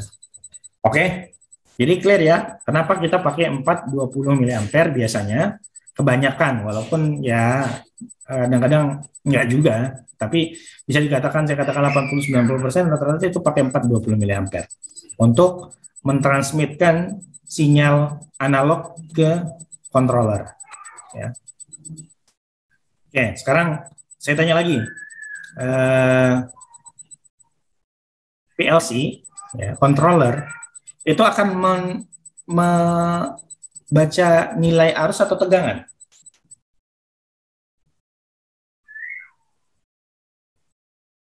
Arus atau tegangan?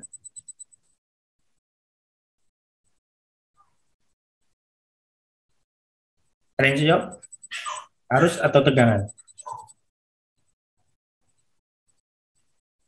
Tegangan, Pak. Tegangan, oke. Ya, betul ya. Karena tadi kan yang dikirim memang 420 miliampere, betul. Tapi yang dieksekusi oleh PLC, ya, lihat bagian di sini, ini dieksekusi oleh PLC atau controller, itu adalah I kali R. Ya, jadi di dalam si PLC itu nanti ada nilai resistansinya, ya, biasanya 250. Oh, makanya begitu nanti dia masuk, makanya nanti ada pilihannya, kita menggunakan 420 kah, 0 sampai 10 volt kah, ya. Nanti baru dikali, didapatlah range 1 sampai berapa? Kalau 20 berarti 5 ya, 5 volt ya, 1 sampai 5 volt. Nah, data inilah yang kemudian dibaca oleh PLC. Jadi yang ditransit memang betul arus, tapi yang dieksekusi oleh PLC itu adalah tegangan atau voltage. Oke, clear ya. Jadi sudah tahu konsepnya kenapa menggunakan 420, kenapa rata-rata dimulai dari 420 bukan 0 sampai 20. Kemudian yang disampaikan sinyalnya adalah arus, tapi yang dikelola atau diproses oleh PLC adalah tegangan. Karena nanti ada nilai resistansi. Oke. Nah, ini tadi sudah kita jawab. Kenapa dimulai dari 4 miliampere? Karena range dimulai dengan nilai bukan 0. Nah, Live zero memberikan cara sederhana untuk membedakan antara nilai sinyal 0% yang sah dan sinyal yang gagal. Ya, tadi kita tahu mana yang benar minimal atau ternyata dia fault, ya, atau gagal. Oke. Nah, ini conditionnya, penjelasannya. Saya lanjut aja. Oke, ini juga kayaknya nggak perlu kita bahas detail. Kenapa pakai otomasi? Karena sedikit sharing aja. Karena nanti kita akan bekerja ada misalkan salah satu yang jadi concern adalah di sini di safety-nya. Misalkan ya safety kalau kita pakai manusia resikonya tinggi. Karena nanti kita bisa ada pekerjaan yang di ketinggian, terus di area panas, ya. Nah, itu yang nggak mungkin dilakukan oleh manusia. Jadi itulah gunanya otomasi. Jadi otomasi digunakan di mana aja ya. Nah, salah satu peluang sebenarnya pekerjaan nanti untuk kalian bidang otomasi sangat luas ya digunakan. Walaupun memang kalau kita lihat kadang dia tidak spesifik ya. Misalkan posisinya misalkan electrical engineer ya, misalkan posisinya apa gitu ya. Tapi kalau control system engineer memang tidak sebanyak spesifik yang disampaikan di lowongan-lowongan ya. Tapi yakinlah bahwa otomasi itu ya, sistem kendali itu, kontrol sistem itu digunakan di hampir semua industri. Kalau kita bicara manufaktur semua pakai. Ya, oil gas pakai, ya tambang pakai. Jadi sebenarnya peluang untuk kalian kerja itu sangat luas. Tinggal tadi yang saya sampaikan memiliki basic knowledge yang diminta minimal oleh industri, ya. Dan usahakan kalau bisa tadi tidak hanya mengetahui secara digital tapi analog. Kemudian bagaimana pemilihan kontrol yang tepat, ya segala macam itu menjadi poin plus saat kalian bekerja. Ya. Nah, ini kalau kita lihat di lapangannya ini flow meter yang dipasang, ya. Nanti data ini kemudian masuk ke ada namanya JB atau junction box. Jadi ada misalkan dari sini ya, ada flow meter, ada pressure, ada level, ada apa. Ini dari field ya. Ini akan masuk ke JB dulu. JB, junction box. Nah, junction box ini kemudian akan masuk ke sini, ke panel. Nah, dalam panel inilah ada PLC, ya. Ada relay. Nah, dari PLC ini kemudian dikomunikasikan ke HMI. Nah, satu kesatuan ini disebut dengan SCADA system. Nah, kenapa ada dari lapangan, misalkan tadi, ada masuk ke JB dulu sebelum ke panel, ke junction box. Kenapa kita perlu junction box? Kira-kira. Saya ini menyampaikan secara praktis ya, makanya saya katakan ini nanti di pekerjaan di lapangan ada namanya junction box. Ya, boleh dicatat nanti saat kalian mau search boleh gitu. Jadi setelah selesai perkuliahan ini iseng-iseng pengen tahu gimana flow meter, gimana junction box ya, gimana memilih flow meter yang tepat gitu. Oke, Rizky, apa fungsi junction box? Kenapa kita perlu?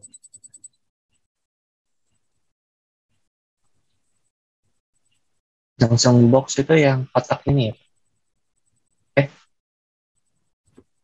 Iya, nanti kita bisa lihat ini ya, apa namanya? Kita search ya. Kalau ini panel ya. Jadi tadi dari field itu yang seperti ini tertampil ini kita pasang flow meter, kemudian pressure. Nah, ini masuk dulu ke sebuah box ya yang disebut dengan junction box, atau sebenarnya ini hanya sebutannya. Ini panel kecil juga. Ini sebenarnya panel kecil. Tapi dia hanya berisi dengan tadi wiring input.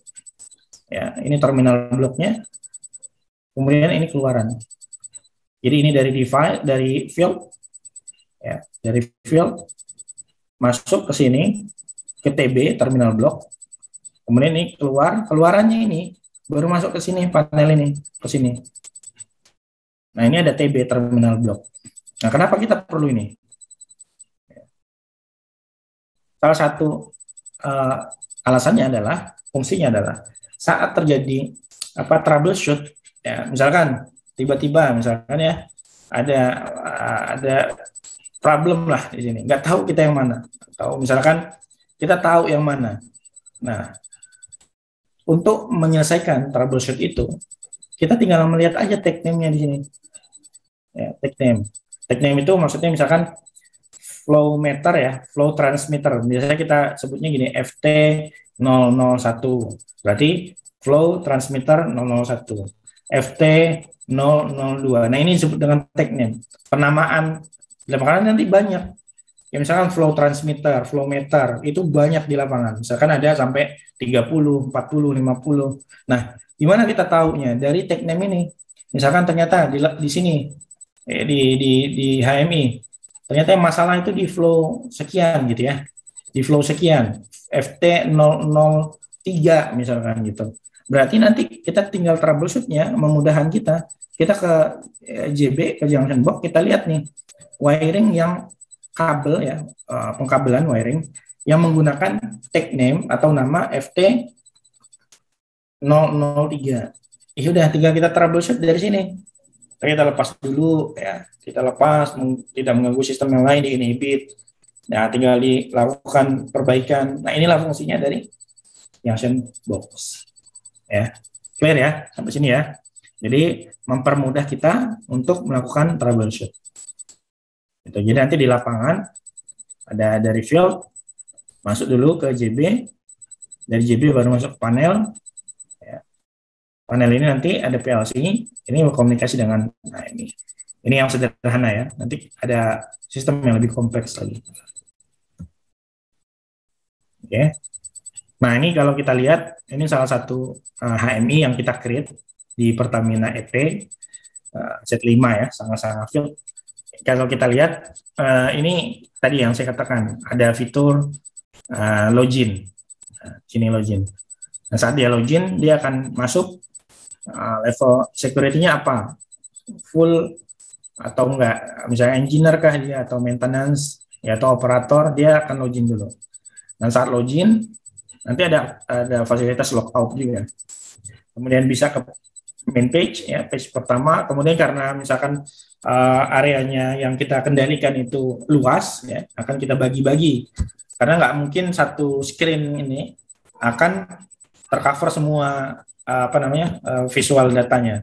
Jadi akan kita buat nih area 1, area 2. Jadi kalau kita klik ini masuk ke area 1, area 2, area 3. Jadi kita akan melihat tampilannya. Nah, kalau kita lihat sini ada level tangki ya. Kemudian ada flow tadi ini FT16001. Ini penamaan nggak mutlak, silakan tergantung penamaan aja. Nah, di sini ada nilainya ya. Kemudian di sini ada, kalau kita lihat agak zoom ini, kalau kita zoom ini seperti grafik ya. Jadi begitu kita klik, nanti data secara real time akan ada grafiknya. Ya, misalkan begini ya grafiknya. Nah, ini bisa kita fasilitasnya di sini kita buat ya. Kemudian tadi saya katakan ada inhibit. Nah, ini inhibit tergantung kebutuhan. Nah, saat itu misalkan ternyata dia nggak butuh yang flow meter di inhibit, jadi yang pressure aja katanya. Jadi kita buat fungsi inhibit untuk pressure nih. Nah, inhibit pressure ya. Kemudian di sini nanti ada alarm atau event. Nah, di sini kalau kita klik akan keluar nih rangkaian atau resume dari alarm yang pernah ada gitu ya, yang pernah muncul. Ada report, ada trend ya. Trennya nanti kita bisa bagi yang level sendiri, level sendiri, flow rate sendiri, temperatur sendiri. Ya, kemudian di sini ada fasilitas set point tadi yang saya katakan. Jadi begitu diklik nanti ada input visual, itu bisa kita tulis mau kita berapa, 50 kan, 60 kan, misalkan set point-nya ya. Kemudian di sini ada acknowledge siren. Acknowledge siren ini misalkan tadi ternyata kena high-nya. alarm nih. Nah, kalau mau dimatikan nanti sudah di acknowledge, sudah sepengetahuan operator, oh ini udah kena alarm, boleh dimatikan, misalkan acknowledgement. Tergantung kebutuhan. Jadi memang HMI, Human Machine Interface ini kita buat sesuai dengan kebutuhan kita. Ya, ini keuntungan menggunakan PLC, saya rasa oke, karena ada mata kuliah PLC dasar ya. Nah, kalau kita lihat, PLC itu ada di sini masuknya. General Purpose Process Controller. Nah, sebenarnya controller itu nggak cuma PLC. Ya, kalau kita ke dunia industri, ada namanya pressure controller, temperature controller, ya. Nah, dia apa bedanya dengan PLC? Kalau di sini bahasanya special purpose process controller. Artinya dia memang spesial. Misalkan pressure controller, berarti dia hanya bisa mengendalikan atau fokus untuk mengendalikan pressure-nya. Kalau ini dia hanya fokus untuk mengendalikan temperatur.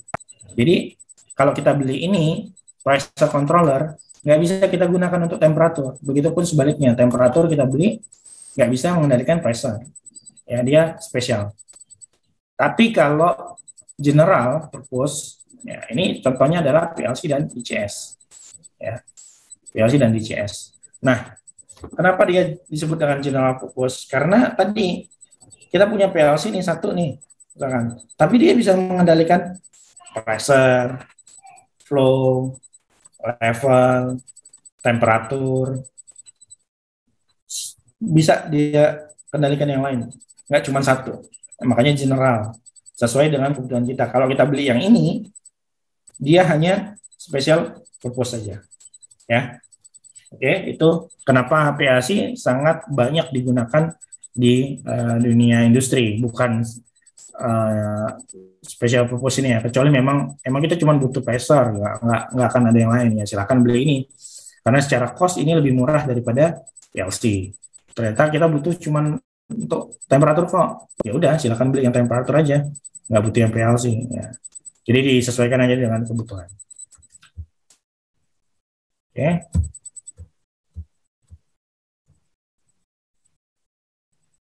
Ini saya lanjut aja ya. Ini mana kita kerjaan juga, kita IoT kan. Jadi datanya yang kita log gitu. Nah, kemudian kita IoT kan, tampilkan. Nah, untuk belajar ke sistem analog, itu kita harus belajar juga data tipe ya, tipe-tipe bilangan, nanti ada tipe-tipe data. Nah, jadi pasti sudah dapat di perkuliahan saya cuma mau mengulang aja.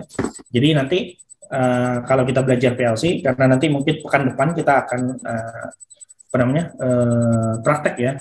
Kalau pekan ini tadi dasar-dasar dulu saya sampaikan, supaya nanti saat kita melakukan project ya, nanti kita akan coba ada case project ya, saya akan sharing kalau di dunia industri itu step-stepnya apa aja. Pertama misalkan ada penawaran dari user kita, apa itu PFD, apa itu PNID, ada yang sudah tahu PFD, PNID, ada yang tahu?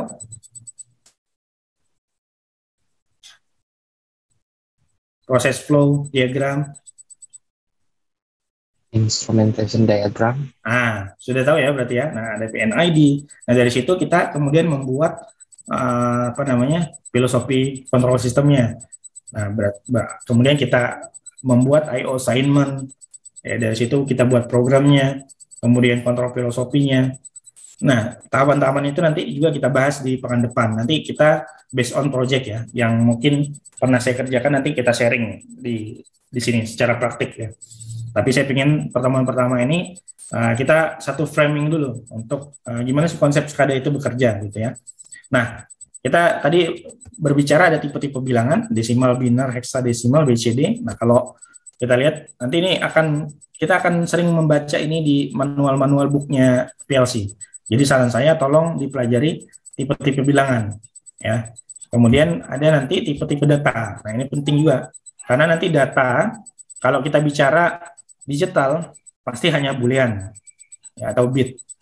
Kenapa? Karena di sini nilainya cuma 1 atau 0. Ini yang boolean, yang digital. Tapi kalau kita nanti bicara analog, pasti ya, saya katakan pasti di PLC itu nanti kita akan ketemu nih yang namanya word, yang namanya integer, yang namanya real. Ya, jadi tolong dipelajari. Misalkan satu word itu adalah 16 bit. Berarti satu word ini, di dalam satu word ini ada 16 bit. Misalkan ini satu word. Ya. Berarti nanti dia akan terpecah menjadi 16 bit. Isinya itu 16. Ini bit 1, 2, 3 terus sampai 16. Berarti satu word ada 16 bit. Ya. Kemudian nanti kita akan bicara data integer. Ya. Nah, apa sih bedanya integer dengan real misalkan? Ya. Ada yang tahu integer dengan real? Apa bedanya integer dengan real? Nih, kalau lihat nih. Nih. Kalau integer, dia adalah bilangan bulat. Kalau real, dia angka desimal pecahan. Misalkan, kalau integer itu misalkan hanya 50. Udah, 50 aja. Tapi kalau real, dia bisa pakai koma. 50,68 misalkan. Ya. Jadi di sini bedanya. Ini bilangan bulat, ini yang disebut dengan integer. Kalau real, itu dia bisa menggunakan koma.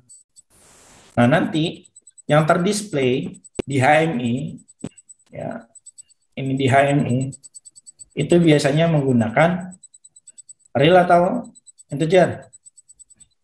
Di HMI kira-kira biasanya menggunakan integer, ini real. Real atau integer?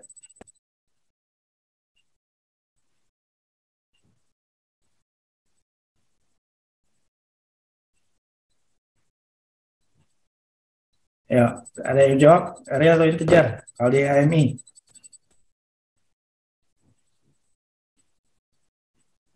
Ada yang mau jawab? Integer. Integer. Oke, Rizky ya tadi ya. Yang lain ada yang jawab? Yang lain kasih pendapat? Real mungkin, Pak. Real ya, Okta ya. Oke. Ya, makasih jawabannya semuanya. Karena memang sebenarnya satu, apalagi online ini yang saya katakan tadi, emang enaknya itu dua arah. Ya. Jadi kalau dengar saya aja yang nyampaikan terus, takutnya ini ngantuk atau jadi sayang momen ini kan sebenarnya seperti course ya. Jadi walaupun judulnya kuliah, tapi karena mungkin dari praktik di lapangan ini jadi course sebenarnya. Nah, sayang sekali kalau kita lewatin. Ya, jadi di HMI itu benar. Jadi di HMI itu menggunakan real, ya, tipe data real. Kenapa? Karena di sini ada dia real itu bisa menggunakan koma, Jadi nanti saat kita membuat set point juga, ya, set point itu juga nanti tipenya itu harus menggunakan real. Walaupun misalkan kita, Pak, tapi saya set pointnya pengen 60 misalkan, 60 kan nggak pakai koma, iya betul. Tapi kita harus masukkan nanti 60,00. Kenapa? Karena nilai di belakang koma saat nanti diproses kontrol sistem ini akan sangat berguna, sangat akan pengaruh. Ya, koma misalkan 6,49.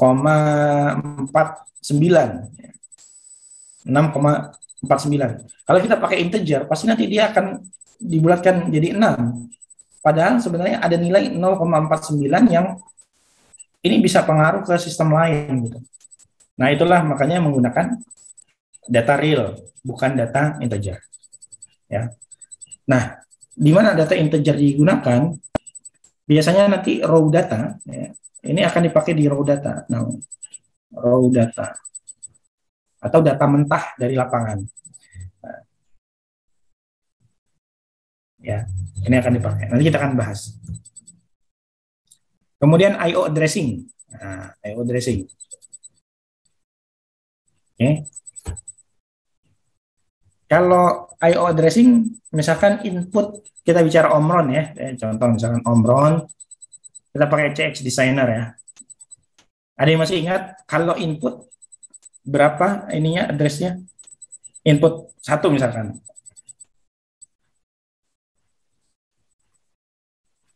Di Omron, ada yang ingat? Jadi kita membuat program, kita kan declare dulu ya, declare si address-nya. Misalkan ada satu push button. Masih ingat ini? masih ingat, misalkan ada satu push button. Ya. Nah, satu push button ini kita mau jadikan input ini di dalam program PLC. Artinya dia harus punya address atau alamat. Nah, alamat kalau di Omron, di CX Designer, input itu berapa? Misalkan input yang pertama atau input 0. Apa addressnya? Ingat, ada yang ingat? Ini kita mengulang, pasti sudah pernah, cuman takutnya lupa. Ada? Kalau di Omron, masih ingat?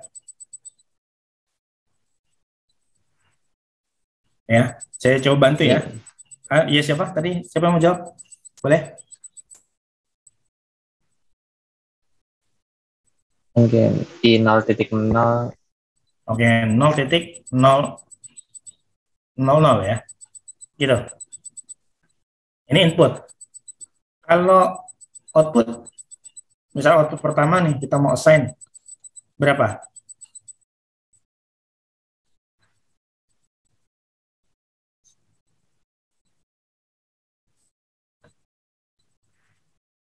(0.00). Kalau kita mau buat input pertama, ini bisa Kak saya ubah jadi 0.01, 0.02, boleh ya. Ini tergantung kita assign atau kita declare kemana, tapi dia punya format pasti. Kemudian output, kalau output di CX Designer, kita mulai dari 100.00. Boleh nggak 100.01? Boleh. 100.02? Boleh. Kita mau assign kemana? Tapi dia punya format. Oh, ternyata kalau di Omron, di CX Designer, kalau input dimulai dengan 0 titik sekian. Nah, sekian ini apa? Bitnya.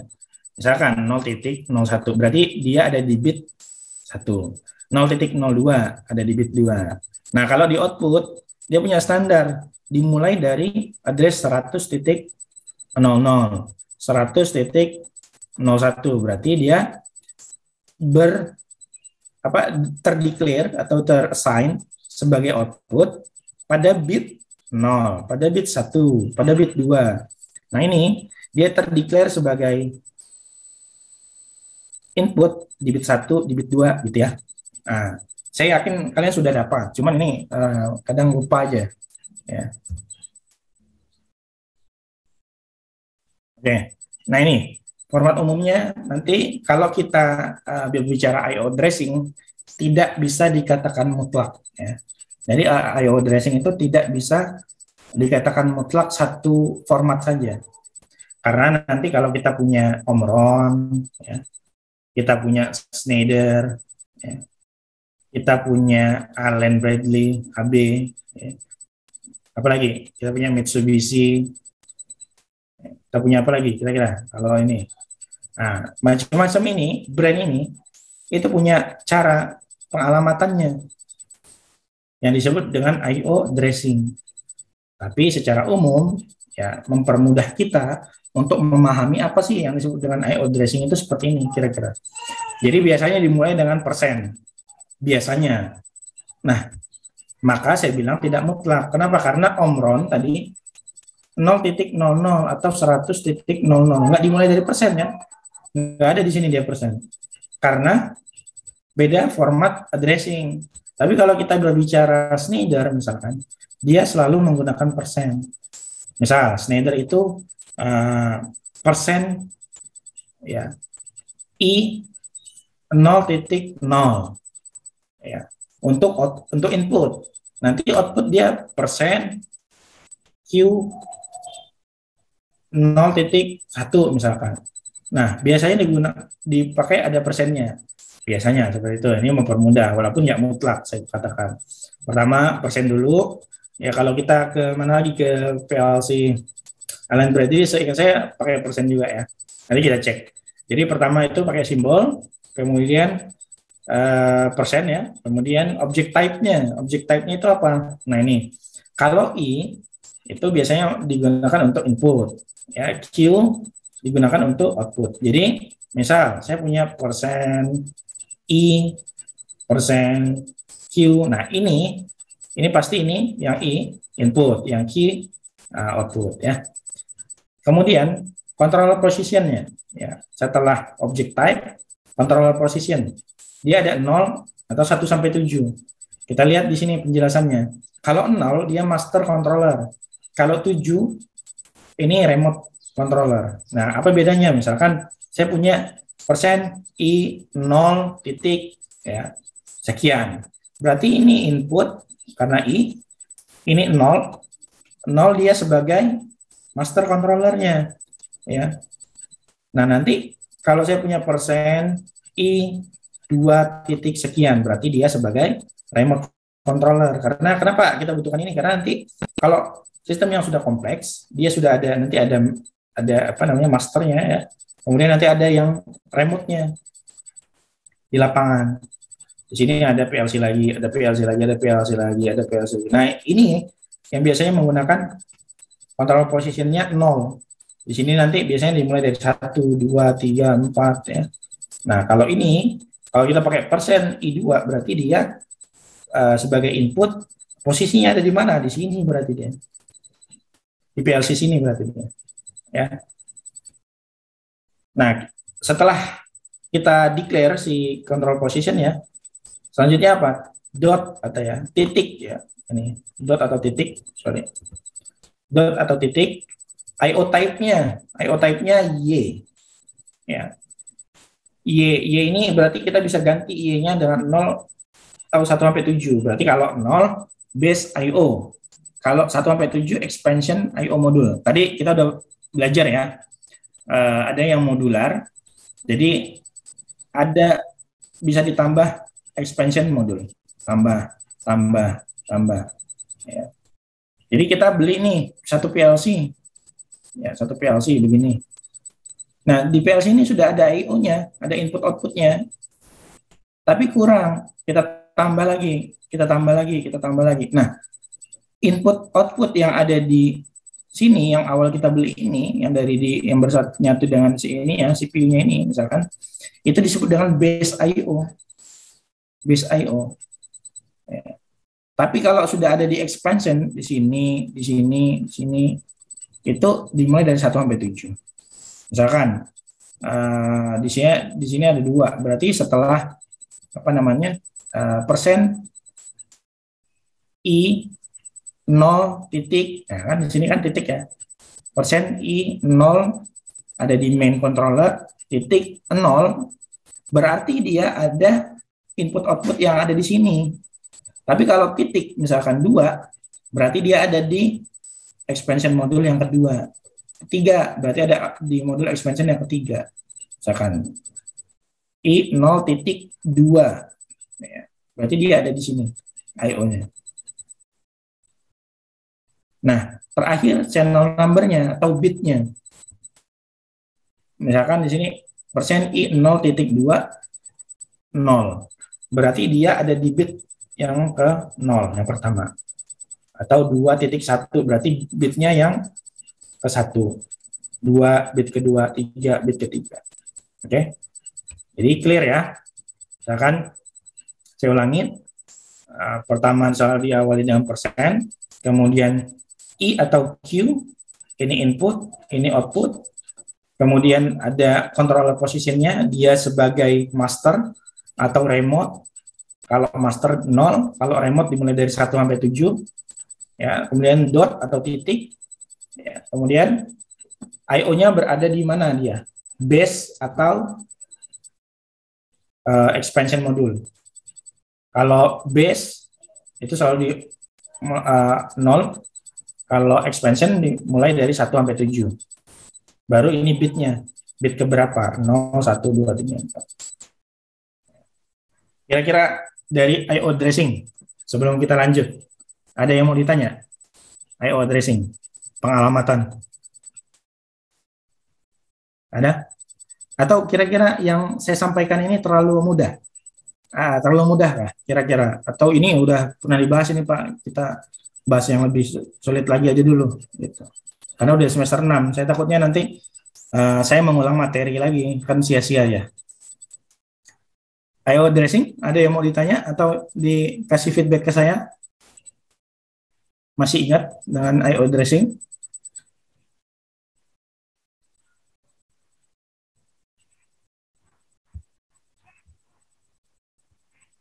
boleh tanya misalnya Boleh, silakan.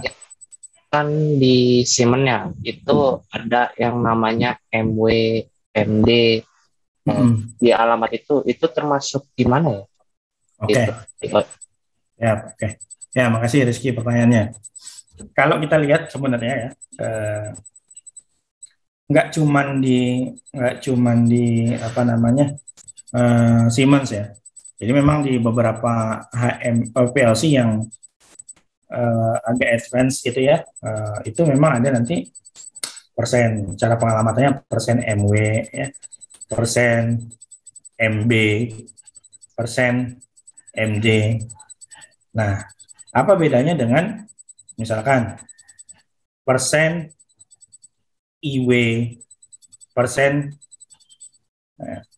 IX. Nah, ini akan beda. Nah, bedanya di mana? Kembali ke tipe data tadi kita. Kalau secara garis besar ya, ini tolong diingat ya. Secara garis besar nanti kita katakan address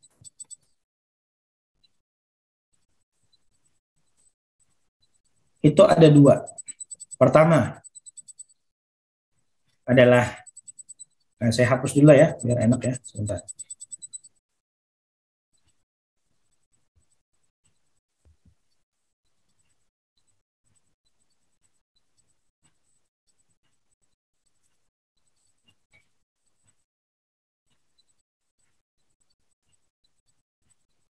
Oke.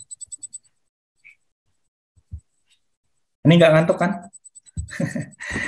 Ya, nggak jenuh ya, nggak apa-apa ya. Kita belum praktik karena harus paham dulu dasarnya, baru nanti kita praktik. Oke, jadi secara garis besar, address di PLC itu ada dua. Yang pertama kita sebut dengan physical, yang kedua kita sebut dengan memori. Ya, dengan memori. Oke, saya punya PLC. Saya punya inputnya 1, 2, 3, 4. 4 channel input. Punya outputnya 1, 2, 3, 4, 5, 6. Jadi total ada 10 I/O, karena I/O total ya.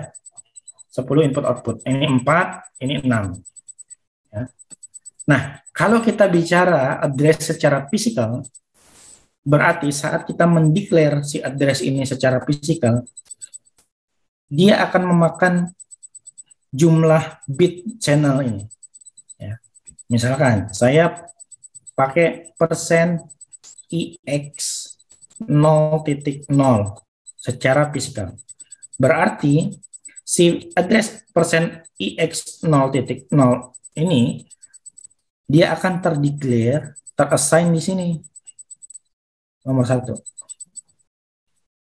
Kemudian saya punya lagi persen IX 0.1.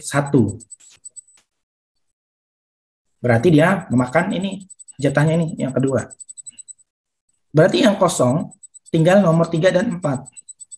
Ya. 3 dan 4. Kemudian saya mau ngedeclare sebuah address menggunakan address memori. Ya. Address memori biasanya dimulai dengan persen M. M-nya itu memori. MX 0.0. Pertanyaan saya, ini terassign ke mana di sini? Ada yang bisa jawab?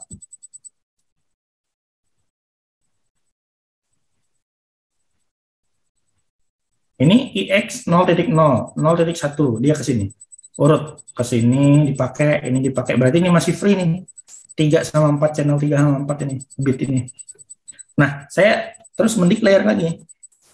Assign lagi persen MX 0.0. Nah, ini terassign atau terdeklar di mana? Di sini. Ada yang bisa jawab?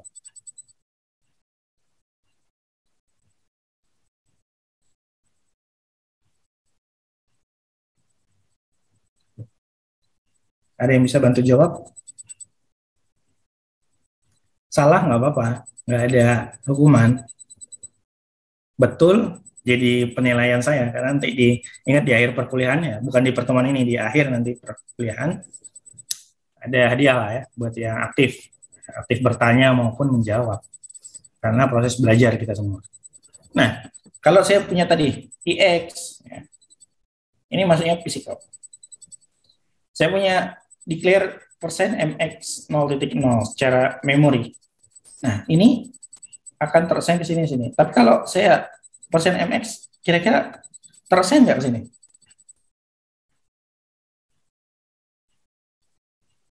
Mungkin di bagian 3. Di bagian logika. Nomor 3. Oh, 3, sorry. 3 ya. Di sini ya. Di sini persen MX pakai ya di sini ya. Oke. Rizky tadi ya. Rizky yang jawab ya.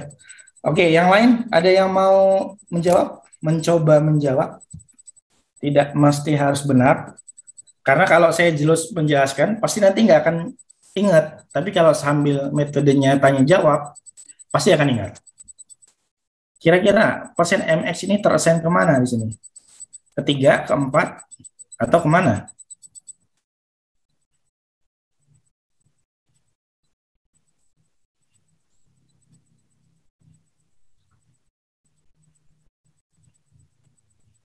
Ada yang berani menjawab atau ada yang tahu? Belum tahu ya. Oke, terima kasih Rizky ya jawabannya tadi. Yang tepat adalah gini. Address terbagi secara fisikal dan memori. Kalau kita mengassign atau mendeklarenya secara fisikal, dia akan memakan ini jatah channel sini, jatah bitnya. Tapi kalau kita mendeklarenya, mengassignnya itu secara memori, ya, ditandai dengan persen M awalnya, baik persen MW, persen MX, persen MD, ya, selalu dimulai dengan M, memori, dia tidak akan memakan channel ini, tidak akan terpakai. Ya. Ini tidak akan dipakai. Terus di mana dia? Dia ada di dalam sini. Di dalam memori. Ya, kalau tadi kita flashback lagi ke belakang, materinya ada bagian-bagian PLC, ya. Ada bagian-bagian PLC. Nah, salah satunya bagian itu adalah memori. Oke. Salah satunya adalah memori. Dia menyimpan variabel-variabel yang kita assign. Address-address yang kita assign. Salah satunya adalah ini tadi. Kalau kita pakai persen, ya, persen MX, persen MW, persen MD, dia tidak memakan ini, tidak memakan bit ini, tapi dia disimpan di dalam memori.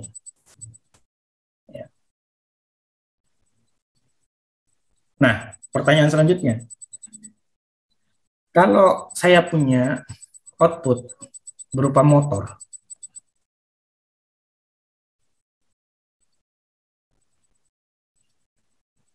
saya punya output berupa motor. Berarti dia perlu diaktifkan atau dimatikan, di-on-kan atau di-off-kan ya. Motor di-on-kan, dinyalakan atau dimatikan. Nah, artinya dia butuh ini enggak? Butuh fisikal ini enggak? Butuh output, channel output ini enggak? Butuh ya? Nah, bisa nggak si motor ini untuk mengaktifkan dia, saya harus pakai yang mana? Persen IX atau persen MX. Dua-duanya sama-sama digital. Persen IX atau persen MX. Saya pakai ini atau MX.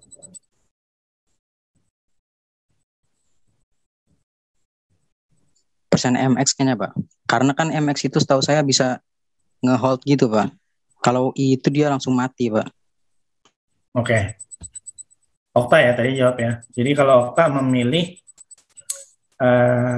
persen MX ya Okta ya. Ada yang punya jawaban lain? Kira-kira kita wiring ya. Wiring itu kan pengkabelan ya. Jadi nanti di sini ada plus minusnya apa tegangan.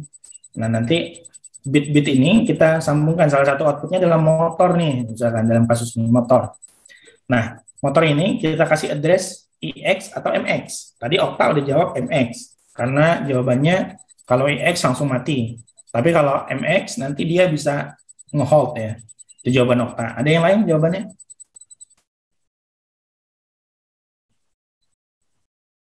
Ada jawaban yang lain? Nggak ada? Oke.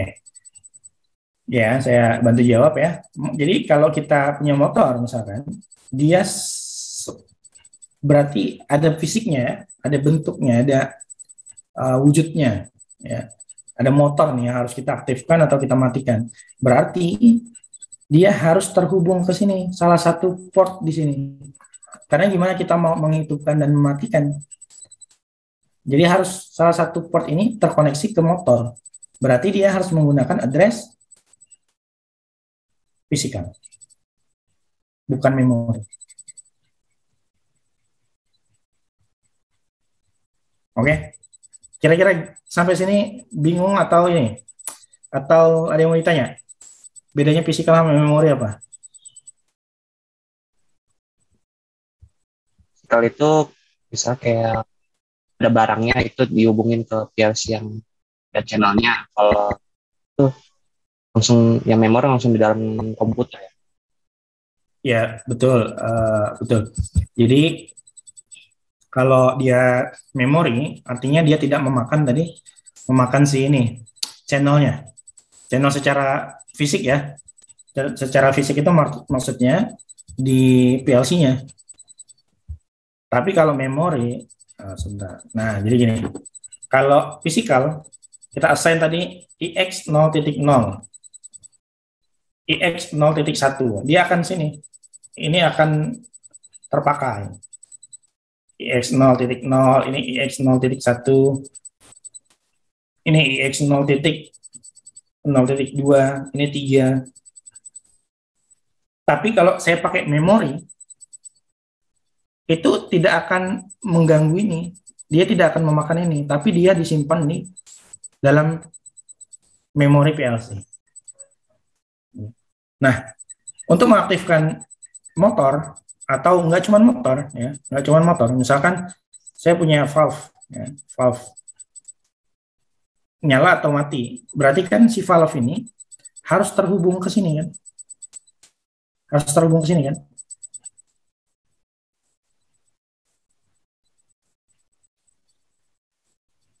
Ini valve ya. Ini nanti ke sumber. Satu loop. Nah, untuk mengaktifkan dia, nggak mungkin memori yang mengaktifkan. Karena tadi sudah kita sepakat, fisikal yang ada di sini, pin-pin fisikal ini, itu hanya bisa menggunakan physical address, %IX. Kalau memori, dia hanya membantu di dalam program ladder yang kita pakai. Nah, kecuali misalkan saya punya nih di sini gini.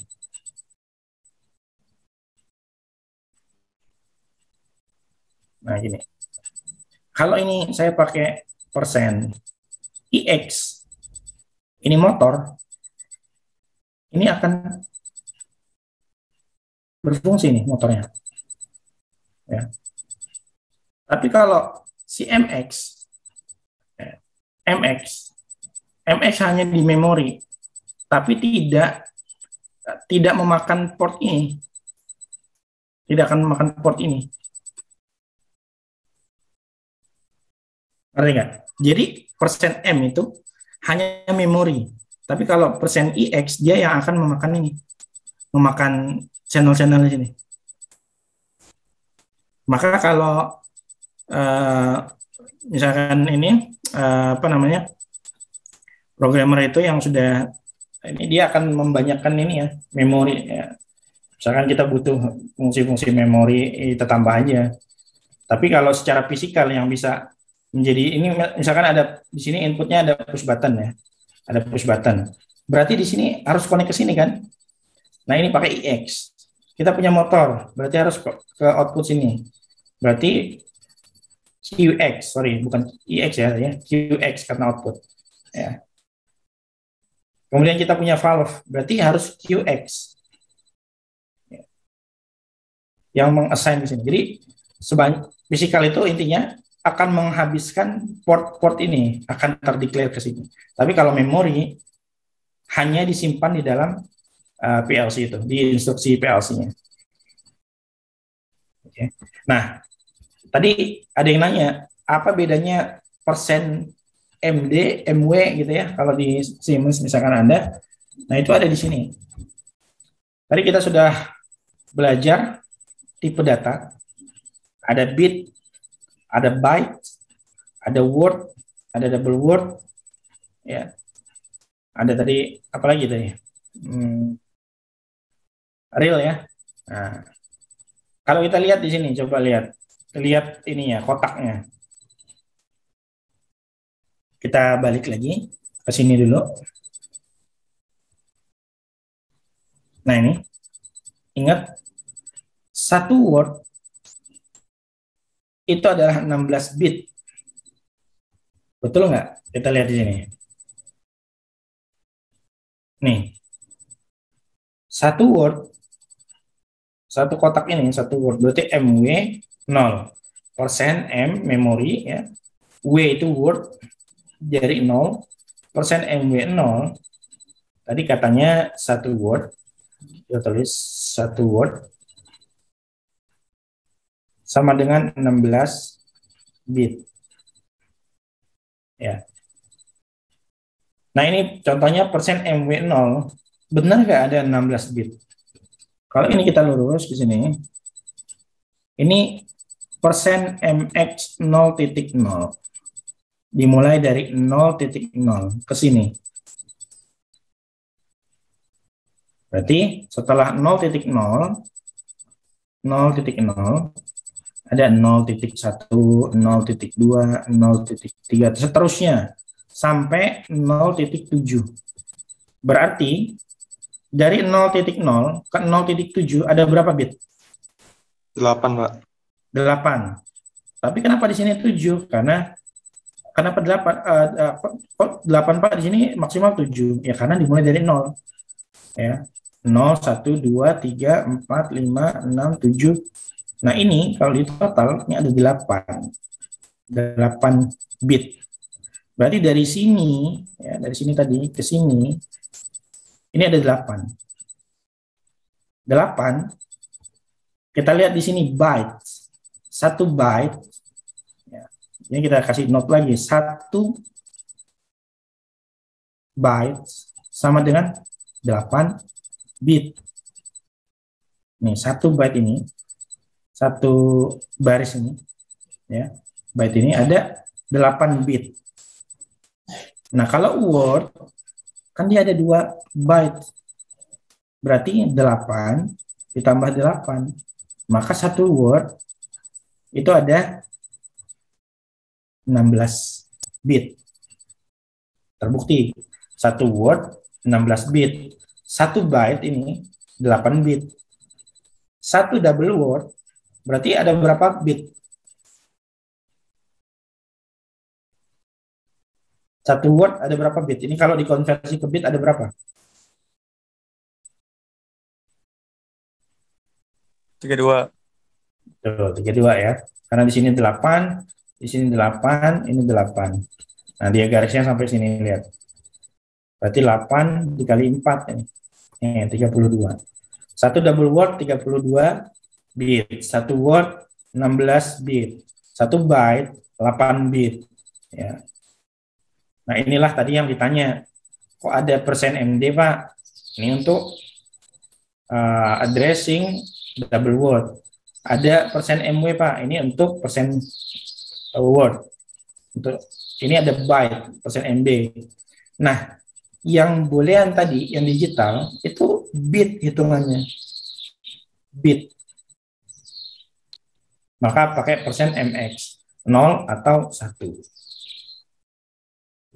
Jadi, ini harus dipahami. Ini kebetulan ini saya ngambilnya, ini referensinya addressing di Schneider. Ya. Kalau nanti mau di Schneider, mau di Omron, di apapun, konsep ini akan terpakai. Satu word tadi 16 bit, satu double word 32 bit, itu semua sama. Yang membedakan mungkin biasanya ya di sininya aja, persen M apa, persen M apa. Tapi rata-rata menggunakan hal yang sama. Persen MW untuk word, persen MD untuk double word, ya, persen MX untuk bit. Nah, ini harapan saya bisa dipahami. Kalau ini udah oke, nanti baru kita belajar tentang gimana sih data-data analog itu dibaca sama PLC. Oke, sampai sini untuk tipe bilangan, tipe data. Ada yang mau ditanya tipe data ini? Cukup? Kita lanjut? Lanjut ya? Oke, kita lanjut nih. Nah, sekarang kita bahas tentang ada namanya scaling proses, ya, proses penskalaan. Ada proses penskalaan. Nah, kalau dari namanya scaling proses berarti suatu nilai itu kita skalakan. Ya, kalau dulu belajar apa namanya? Geografi ya. Kalau dulu geografi ya ada scaling ya. Di ininya berapa, aktualnya berapa, terus kita scalingkan dengan skala berapa ya. Jadi ada scaling proses. Nah, apa yang dimaksud dengan scaling proses? Nah, nih kita bisa baca nih. Jadi sebentar ya, saya pindah ininya dulu.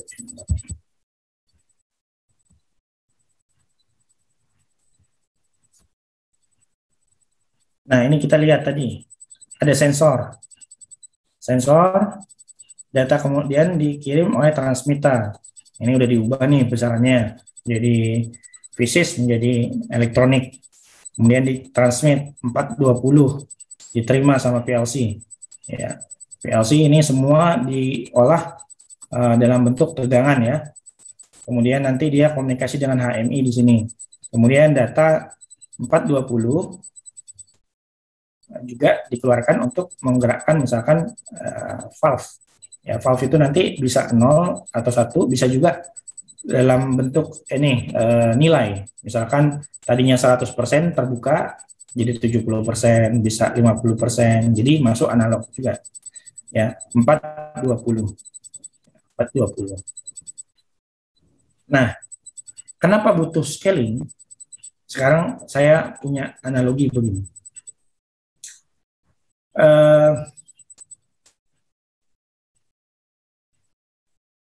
Kalau saya punya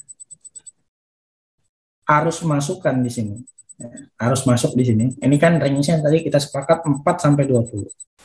Ya, 4 sampai 20. Saya mau mengukur, ya, saya mau mengukur sebuah tekanan 0 sampai 10 PSI. Saya mau mengukur 0 sampai 10 PSI.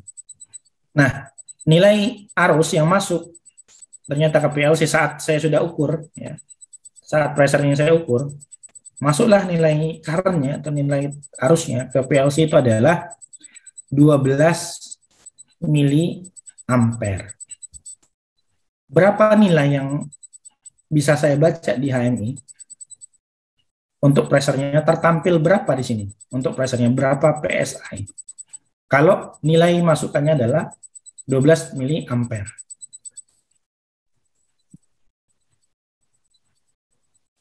Ada yang bisa jawab? Nah, ini fungsinya kenapa kita belajar scaling. Ya. Saya ulangin ya biar ini mungkin hari ini kita pembahasan kita sampai di scaling dulu ya. Nanti kita langsung pekan depan juga praktek ya.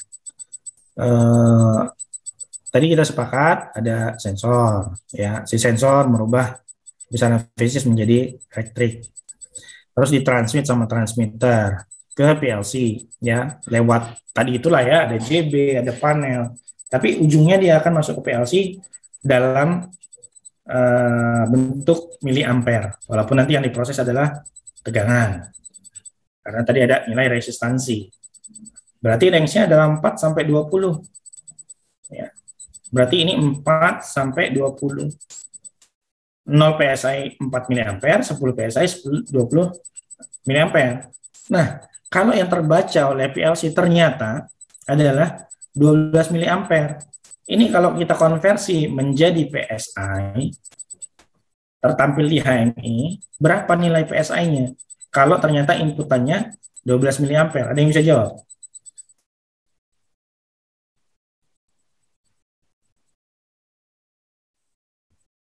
Yo, ada yang bisa jawab? Nih, konsep dasarnya dulu yang saya kasih. Nanti kita akan praktik. Ya. Walaupun online, nah ini agak kesulitannya di online itu karena praktiknya itu ya. Tapi nanti kita pakai simulator aja. Ya, saya usahakan nanti kita provide lah ya untuk ini ya, simulatornya supaya kita bisa praktik ini sama-sama. Ini kalau 12 mA yang masuk ke sini. Berapa tertampil PSI-nya? Ya, silakan yang bisa jawab.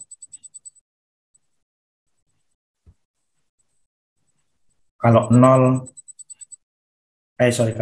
mA berarti di lapangan itu 0 tuh. 0 PSI. Kalau yang masuk ke PLC itu 20 mA berarti di lapangan itu 10 PSI. Nah, pertanyaan saya kan ada nilai di tengah ini. Ya. Nilai-nilai yang kalau masuk di tengah ini berapa? Kalau 12 mA berarti kan ada di sini nih. Berapa? 12 mA berapa PSI?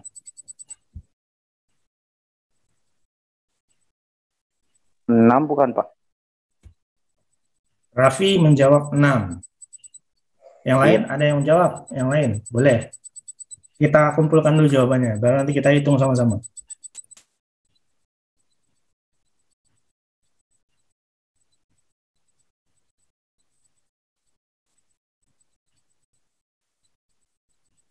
Raffi jawab 6. Yang lain ada jawaban? Boleh hitung dulu, silakan, saya kasih waktu 2 menit.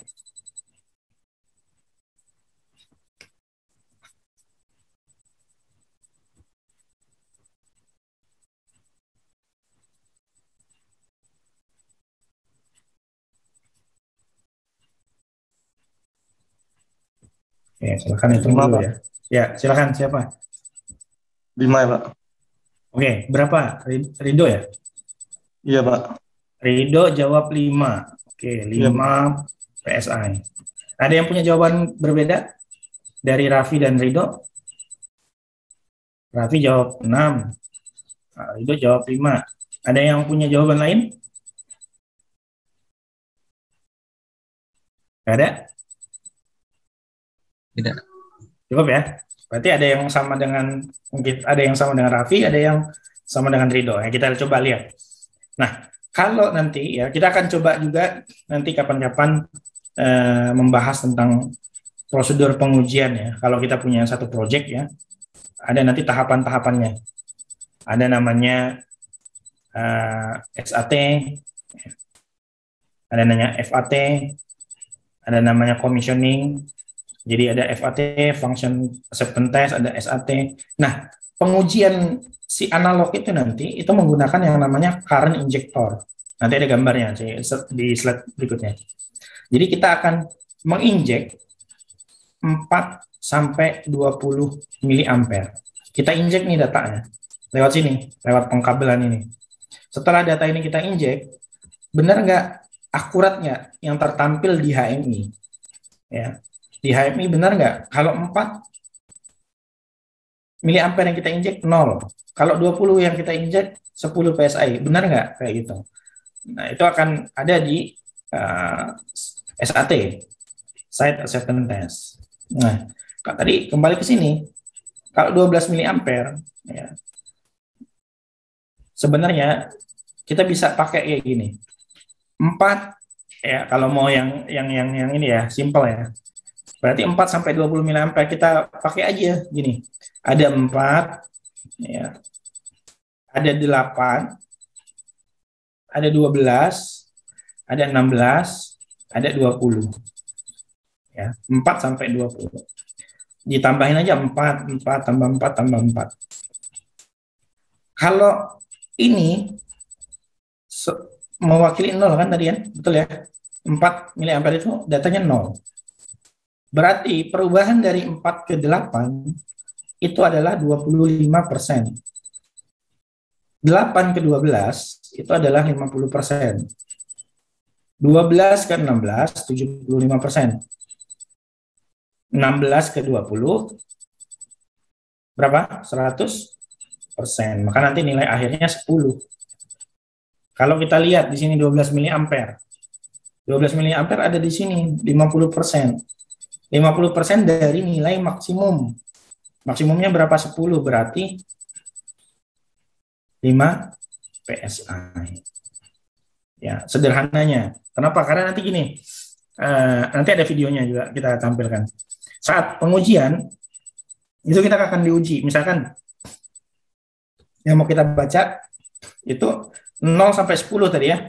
0 sampai 10. Berarti saat kita injek, bahasanya injek, kita injek, ada current injector, kita injek 4 miliampere. Di HMI tertampil 0 PSI. Yuk kita naikin jadi 8 miliampere. Berarti harusnya yang tampil di HMI berapa? 2,5. Kita tambah nih jadi 12 miliampere. Harusnya yang tertampil di HMI 5.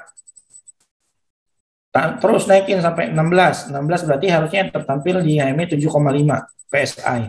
Begitu 20 miliampere, nilainya adalah 10 PSI maksimum.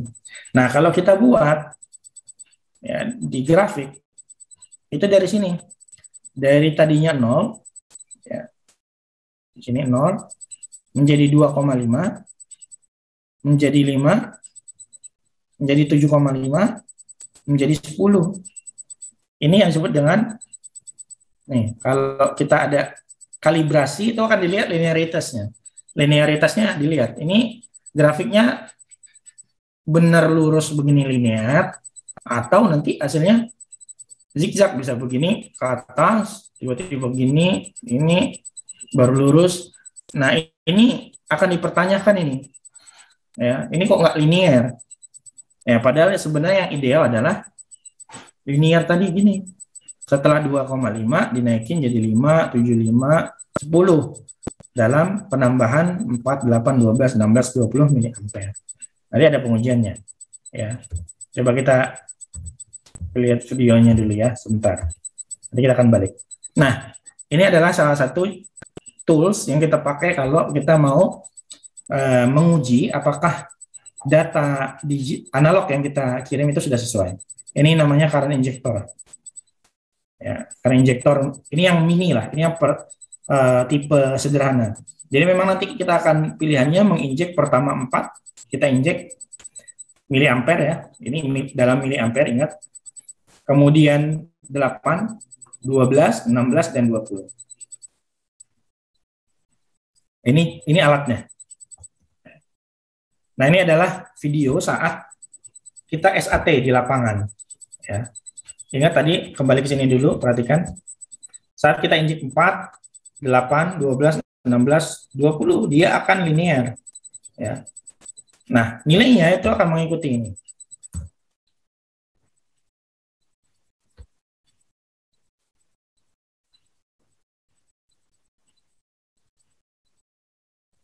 Nah, ini.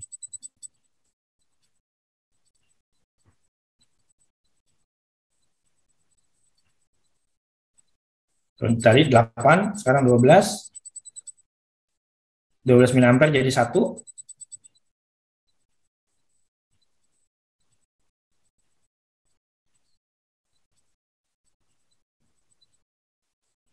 Begitu diinjek 16 miliampere jadi 1,5. Ya. Begitu diinjek 16 miliampere jadi 1,5. Nah, begitu diinjek jadi 20 miliampere, 20 miliampere, dia akan menjadi 2, harusnya 2. Nah, ya. Kita coba lagi ya. Nih, kita perhatikan pertama 0 dia. Dia kan 0. Begitu diinjek jadi 4, jadi 8, dari 4 ya, 4 jadi 8 itu 0,5. Sekarang 8 miliampere ya sekarang. Nah, kita naikkan, kita injek jadi 12 miliampere, itu akan tertampil 1 mmSCFD, itu satuan dari flow. Ya. 1, begitu diminta nih naik lagi diuji. Jadi 16 miliampere dinaikin lagi, diuji lagi. Valid nggak? Jadi 1,5. Nah, terakhir opsinya adalah ngasih injek 20 miliampere. 20 miliampere.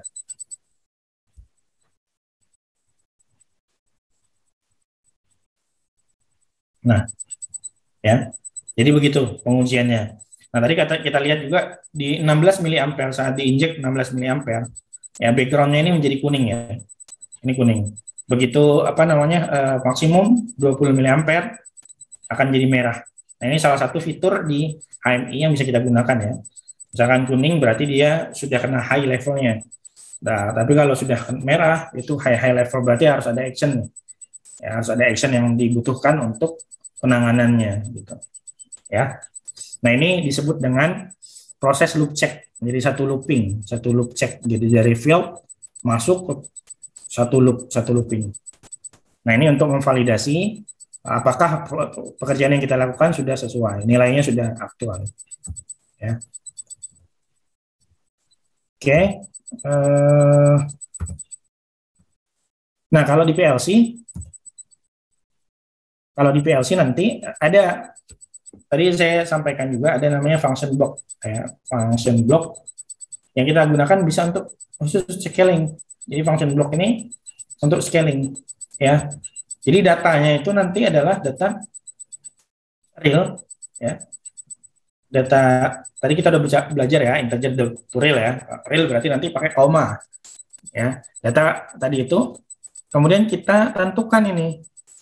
Pak, ini dari mana ini 4.000 sampai 20.000? Ini dari nilai 4 sampai 20 miliampere. Ya. Kemudian ini 0 sampai 1, Pak. Ini apa maksudnya? Ini yang kita ukur. Ini nilai minimum yang kita ukur ya, yang akan menjadi output nantinya. Makanya di sini namanya minimal output. Ini maksimum output 0 sampai 1. Tadi kalau kita kembali ke case kita tadi 0 sampai 10 kan? Berarti di sini 0, di sini 10 ya. Kalau case kita tadi, ini contoh aja. Nah, jadi pertanyaan nggak ini 4 sampai 20, Pak, tapi kok ini 4.000 sampai 20.000? Dari mana? Nah, itu gunanya kita membaca manual book dari masing-masing brand. Ya, kita lihat di sini. Ini tadi saya ambil dari Schneider ya. Ini saya ambil dari Schneider. Ini case inilah case-nya PLC-nya Schneider. Kita lihat di sini nilai minimum dan nilai maksimum.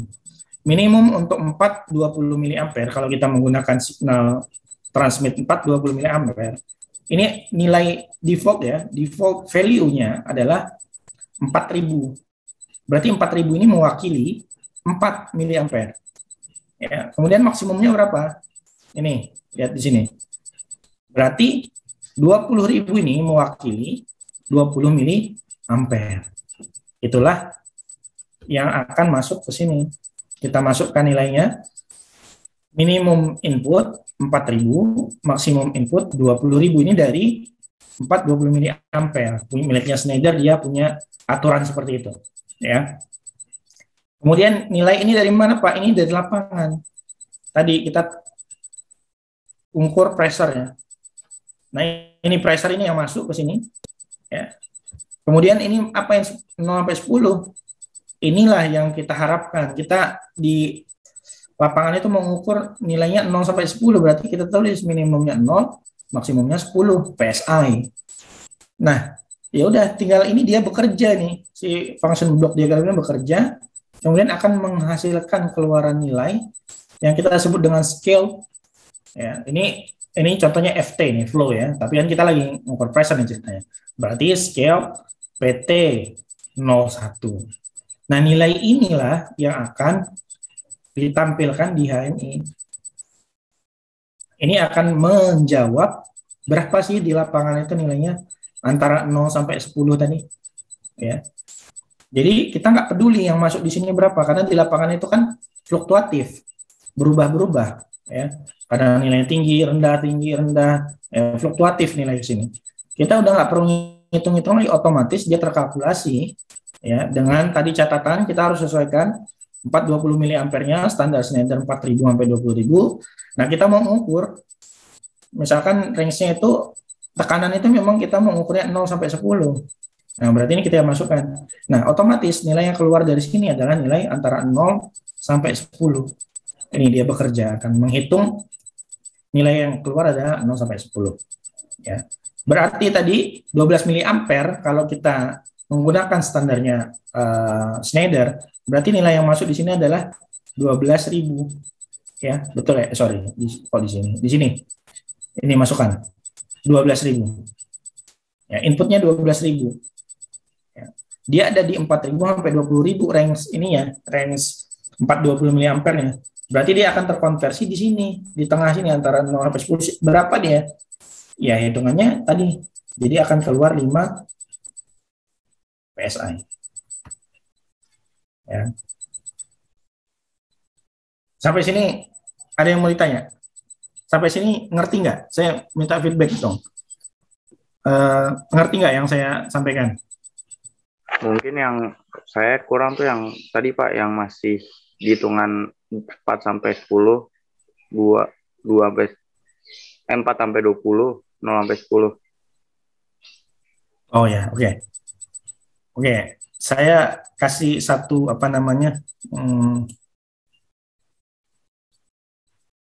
logika nih. Misalkan kita ada pressure-nya. Pressure itu tekanan, oke lah. Mungkin nggak familiar ya. Kita pakai aja tangki. Ya, kita ada tangki di sini. Ini ada tangki. Tangki ini punya ketinggian 10 meter. Berarti dia akan tumpah ya, kalau sudah melewati 10 meter. Berarti kita bisa mengukurnya 0 sampai 10 meter. Ya, 0 sampai 10 meter. Ini di lapangan seperti ini, ada tangki nih yang mau kita ukur. Nah, kita tempatkanlah. Kita ganti ini bukan pressure sensor, tapi level sensor. Nah, nilai ini, nilai yang didapat si sensor tadi, kemudian ditransmitkan oleh transmitter, itu kan dikirim dalam bentuk 420 miliampere kan. Jadi kalau nolnya di lapangan itu berarti ditransmitnya 4 miliampere. Ya. Kalau 10 ternyata dia full ya, tangkinya lagi full ini, berarti yang ditransmit adalah 20 miliampere. Nah, 0 sampai 10 tadi kalau terlewat, 0 itu nilai minimal yang kita mau ukur. Baik level boleh, pressure boleh, apapun itu, kita ukur dia minimalnya 0 sampai maksimalnya 10. Itulah yang kita masukkan di sini. Nah ini, 0 sampai 10 yang mau kita ukur. Walaupun di sini namanya output, karena kan kita apa yang kita ukur dengan realnya harus sama. Ya. Makanya dia nanti jadi output juga. Jadi di lapangan berapa, di pembacaan HMI harus sama juga. Ya. Itulah di sini kita masukin 0 sampai 10. Kita berandainya itu adalah sebuah tangki yang punya tinggi 10 meter. Berarti nilai minimumnya kalau lagi kosong kan 0.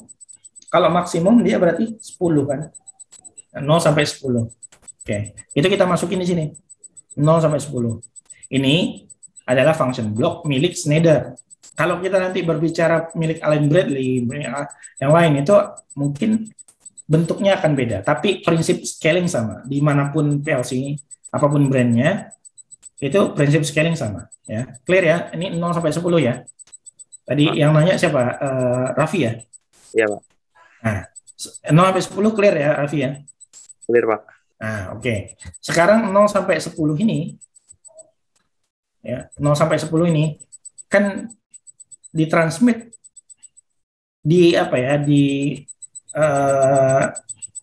interpretasikan, ya, diwakilkan oleh 4 sampai 20 miliampere, ya, diwakilkan. Nah, 420 miliampere, itulah yang kita masukkan di sini.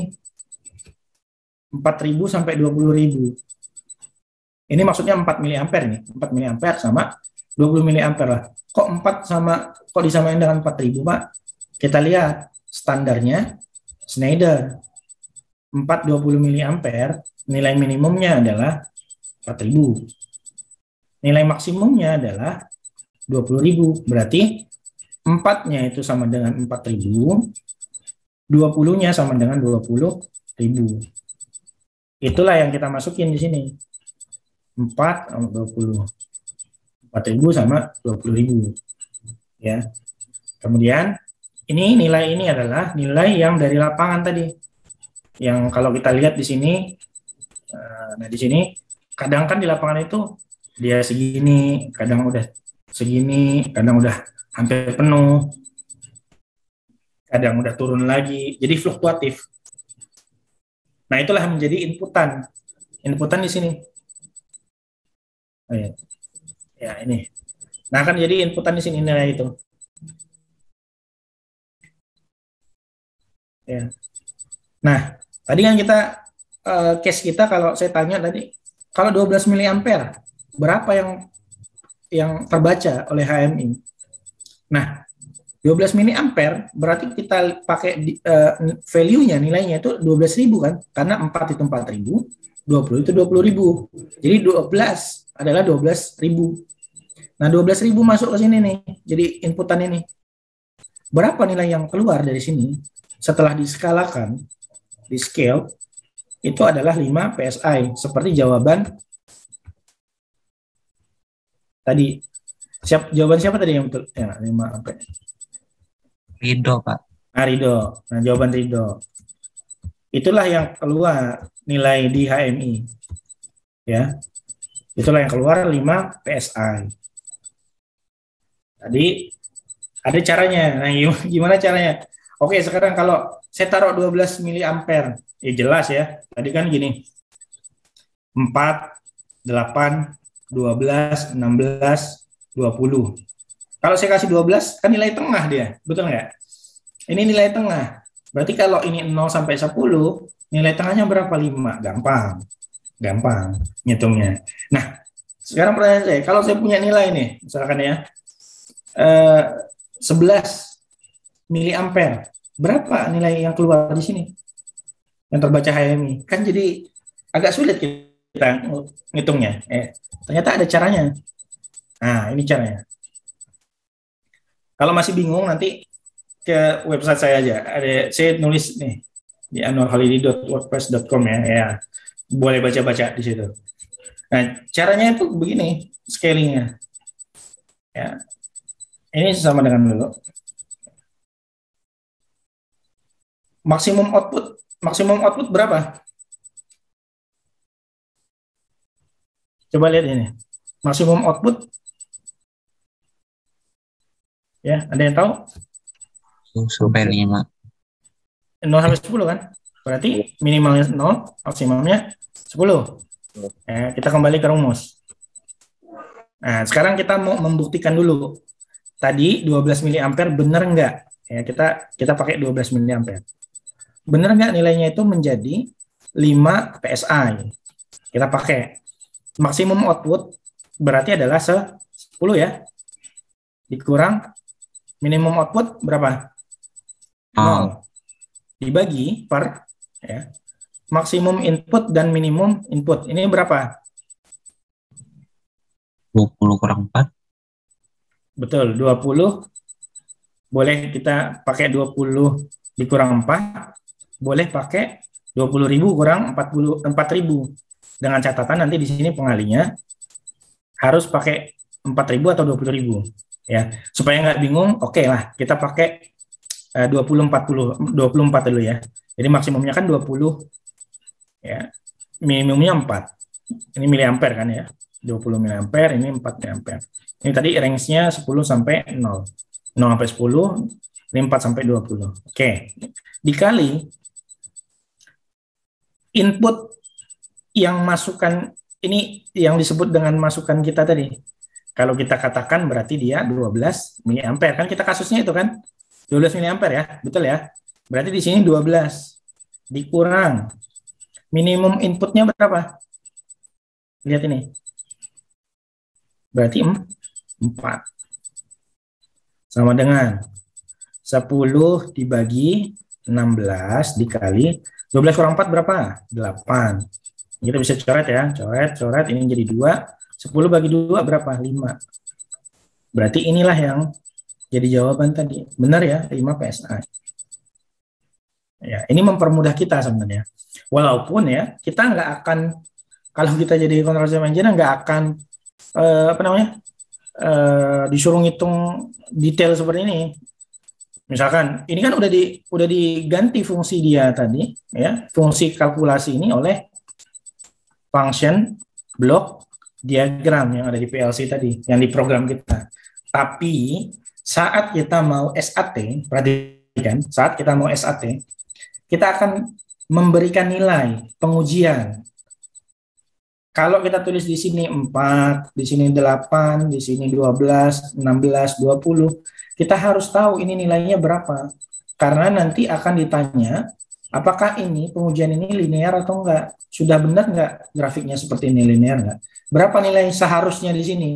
Misalkan, seharusnya di 12 mA adalah 5 PSI kan? Harusnya kan? Nah, ternyata yang terbaca di HMI itu adalah 4 PSI. Berarti kan nanti tidak linear. Ya, bisa nanti dia ternyata begini.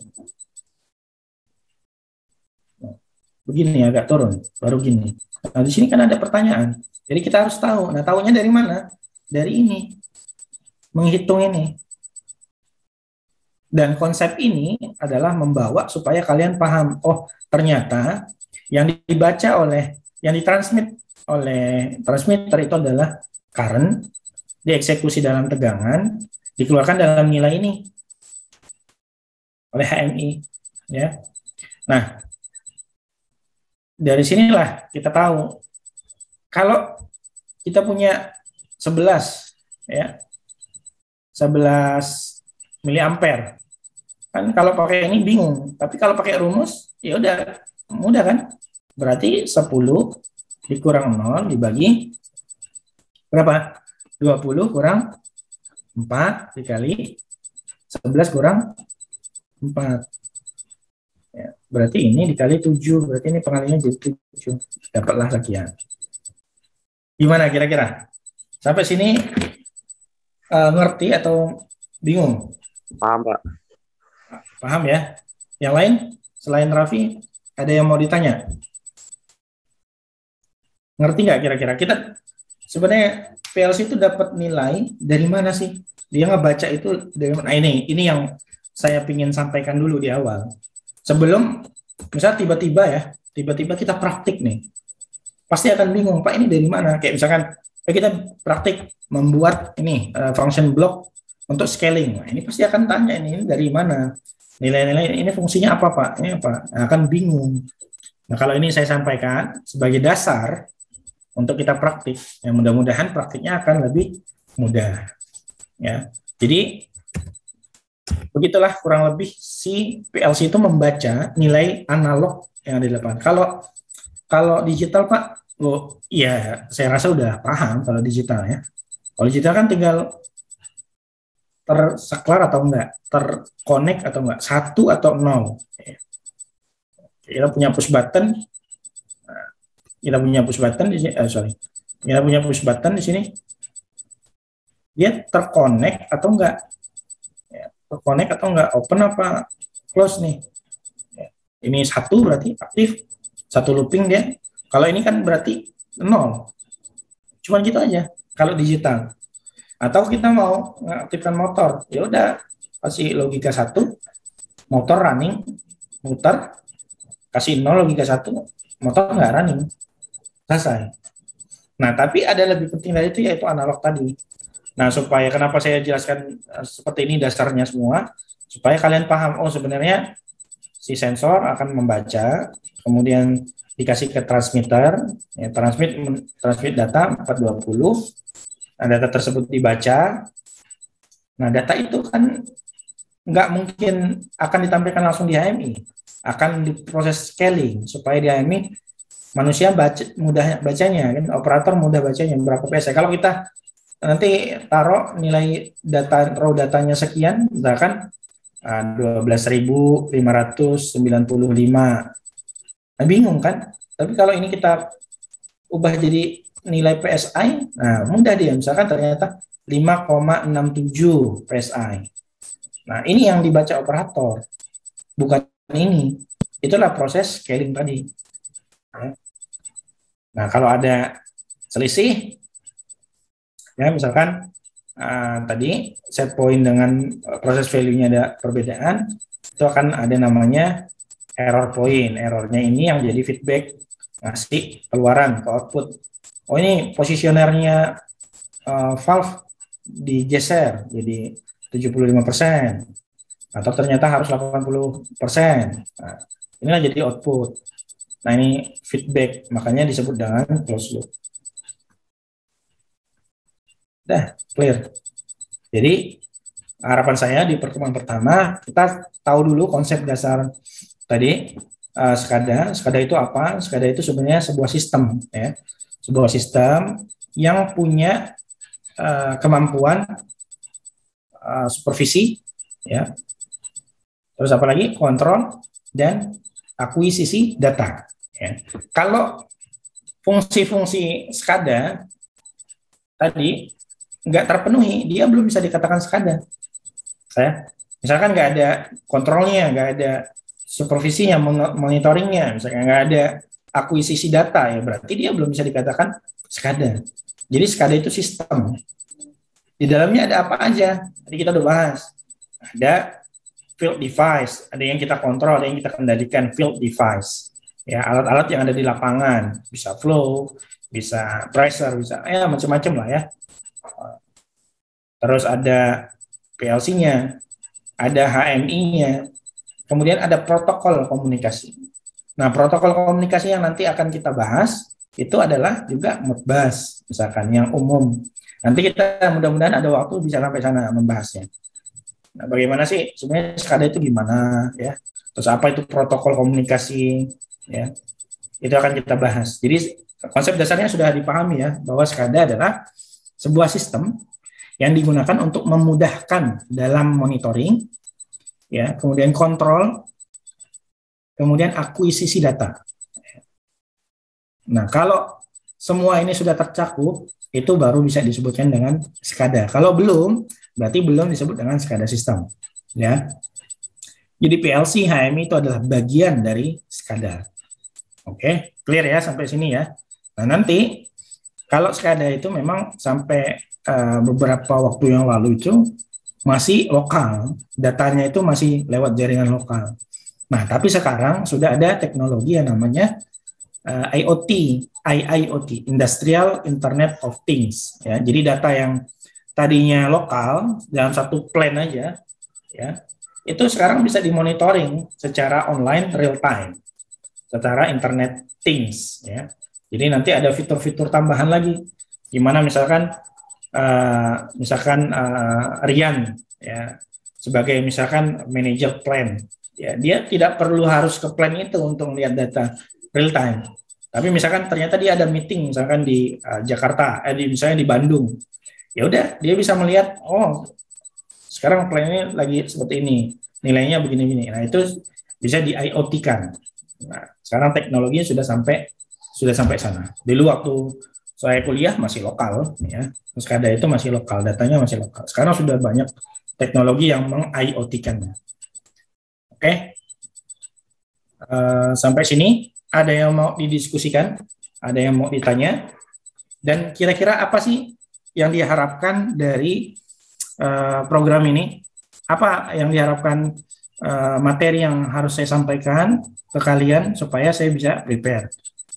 Silakan, kalau ada yang mau didiskusikan atau ditanya.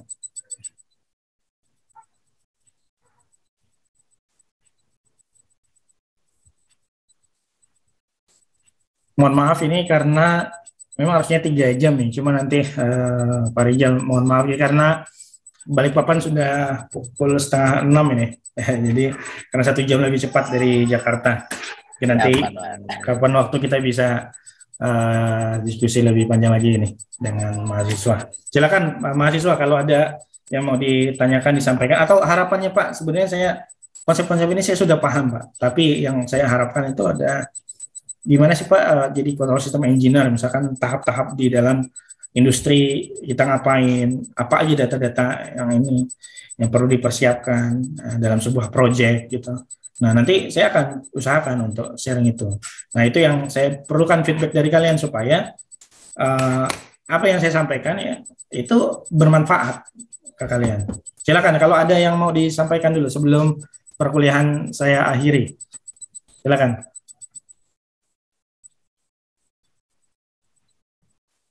Ada yang mau ditanya? Kalau nggak ada, ya nggak apa-apa. Jangan dipaksa ya. Berarti sudah memahami lah. Nah, saya anggap sudah paham. Nah, tapi kalau ada yang mau disampaikan supaya jadi feedback saya, nanti untuk pertemuan selanjutnya, kira-kira kita bahas apa ini, gitu ya. Nggak ada? Kalau nggak ada, kita ini dulu ya. Saya screenshot dulu juga untuk apa namanya bukti ya untuk pengajaran pada kali ini. Boleh kalau yang tidak berhalangan untuk on cam boleh ya di on cam ya. Nah, nanti baru kita off cam lagi karena akan menghabiskan bandwidth memang, tapi untuk prosedur ini kita on cam dulu sekalian bisa lihat apa bisa tahu gitu wajah-wajahnya. Ya kita nggak tahu rezeki karena itu tadi sekali lagi saya sampaikan sebenarnya control system engineer itu sangat banyak dibutuhkan. Cuman ya kadang kita kan nggak tahu ya mana yang capable ya kadang kita nggak tahu mana yang bisa untuk kita gunakan jasanya. Nah itu kalau kita begini kan kita tahu ya. Nah, next time kalau ada ini kita bisa sharing-sharing kan begitu. Ya. Karena sekarang revolusi industri itu sudah tadi itu saya sampaikan sudah ke IoT bahkan. Ya. Nah sekarang anak-anak IT itu sudah belajar ke otomasi.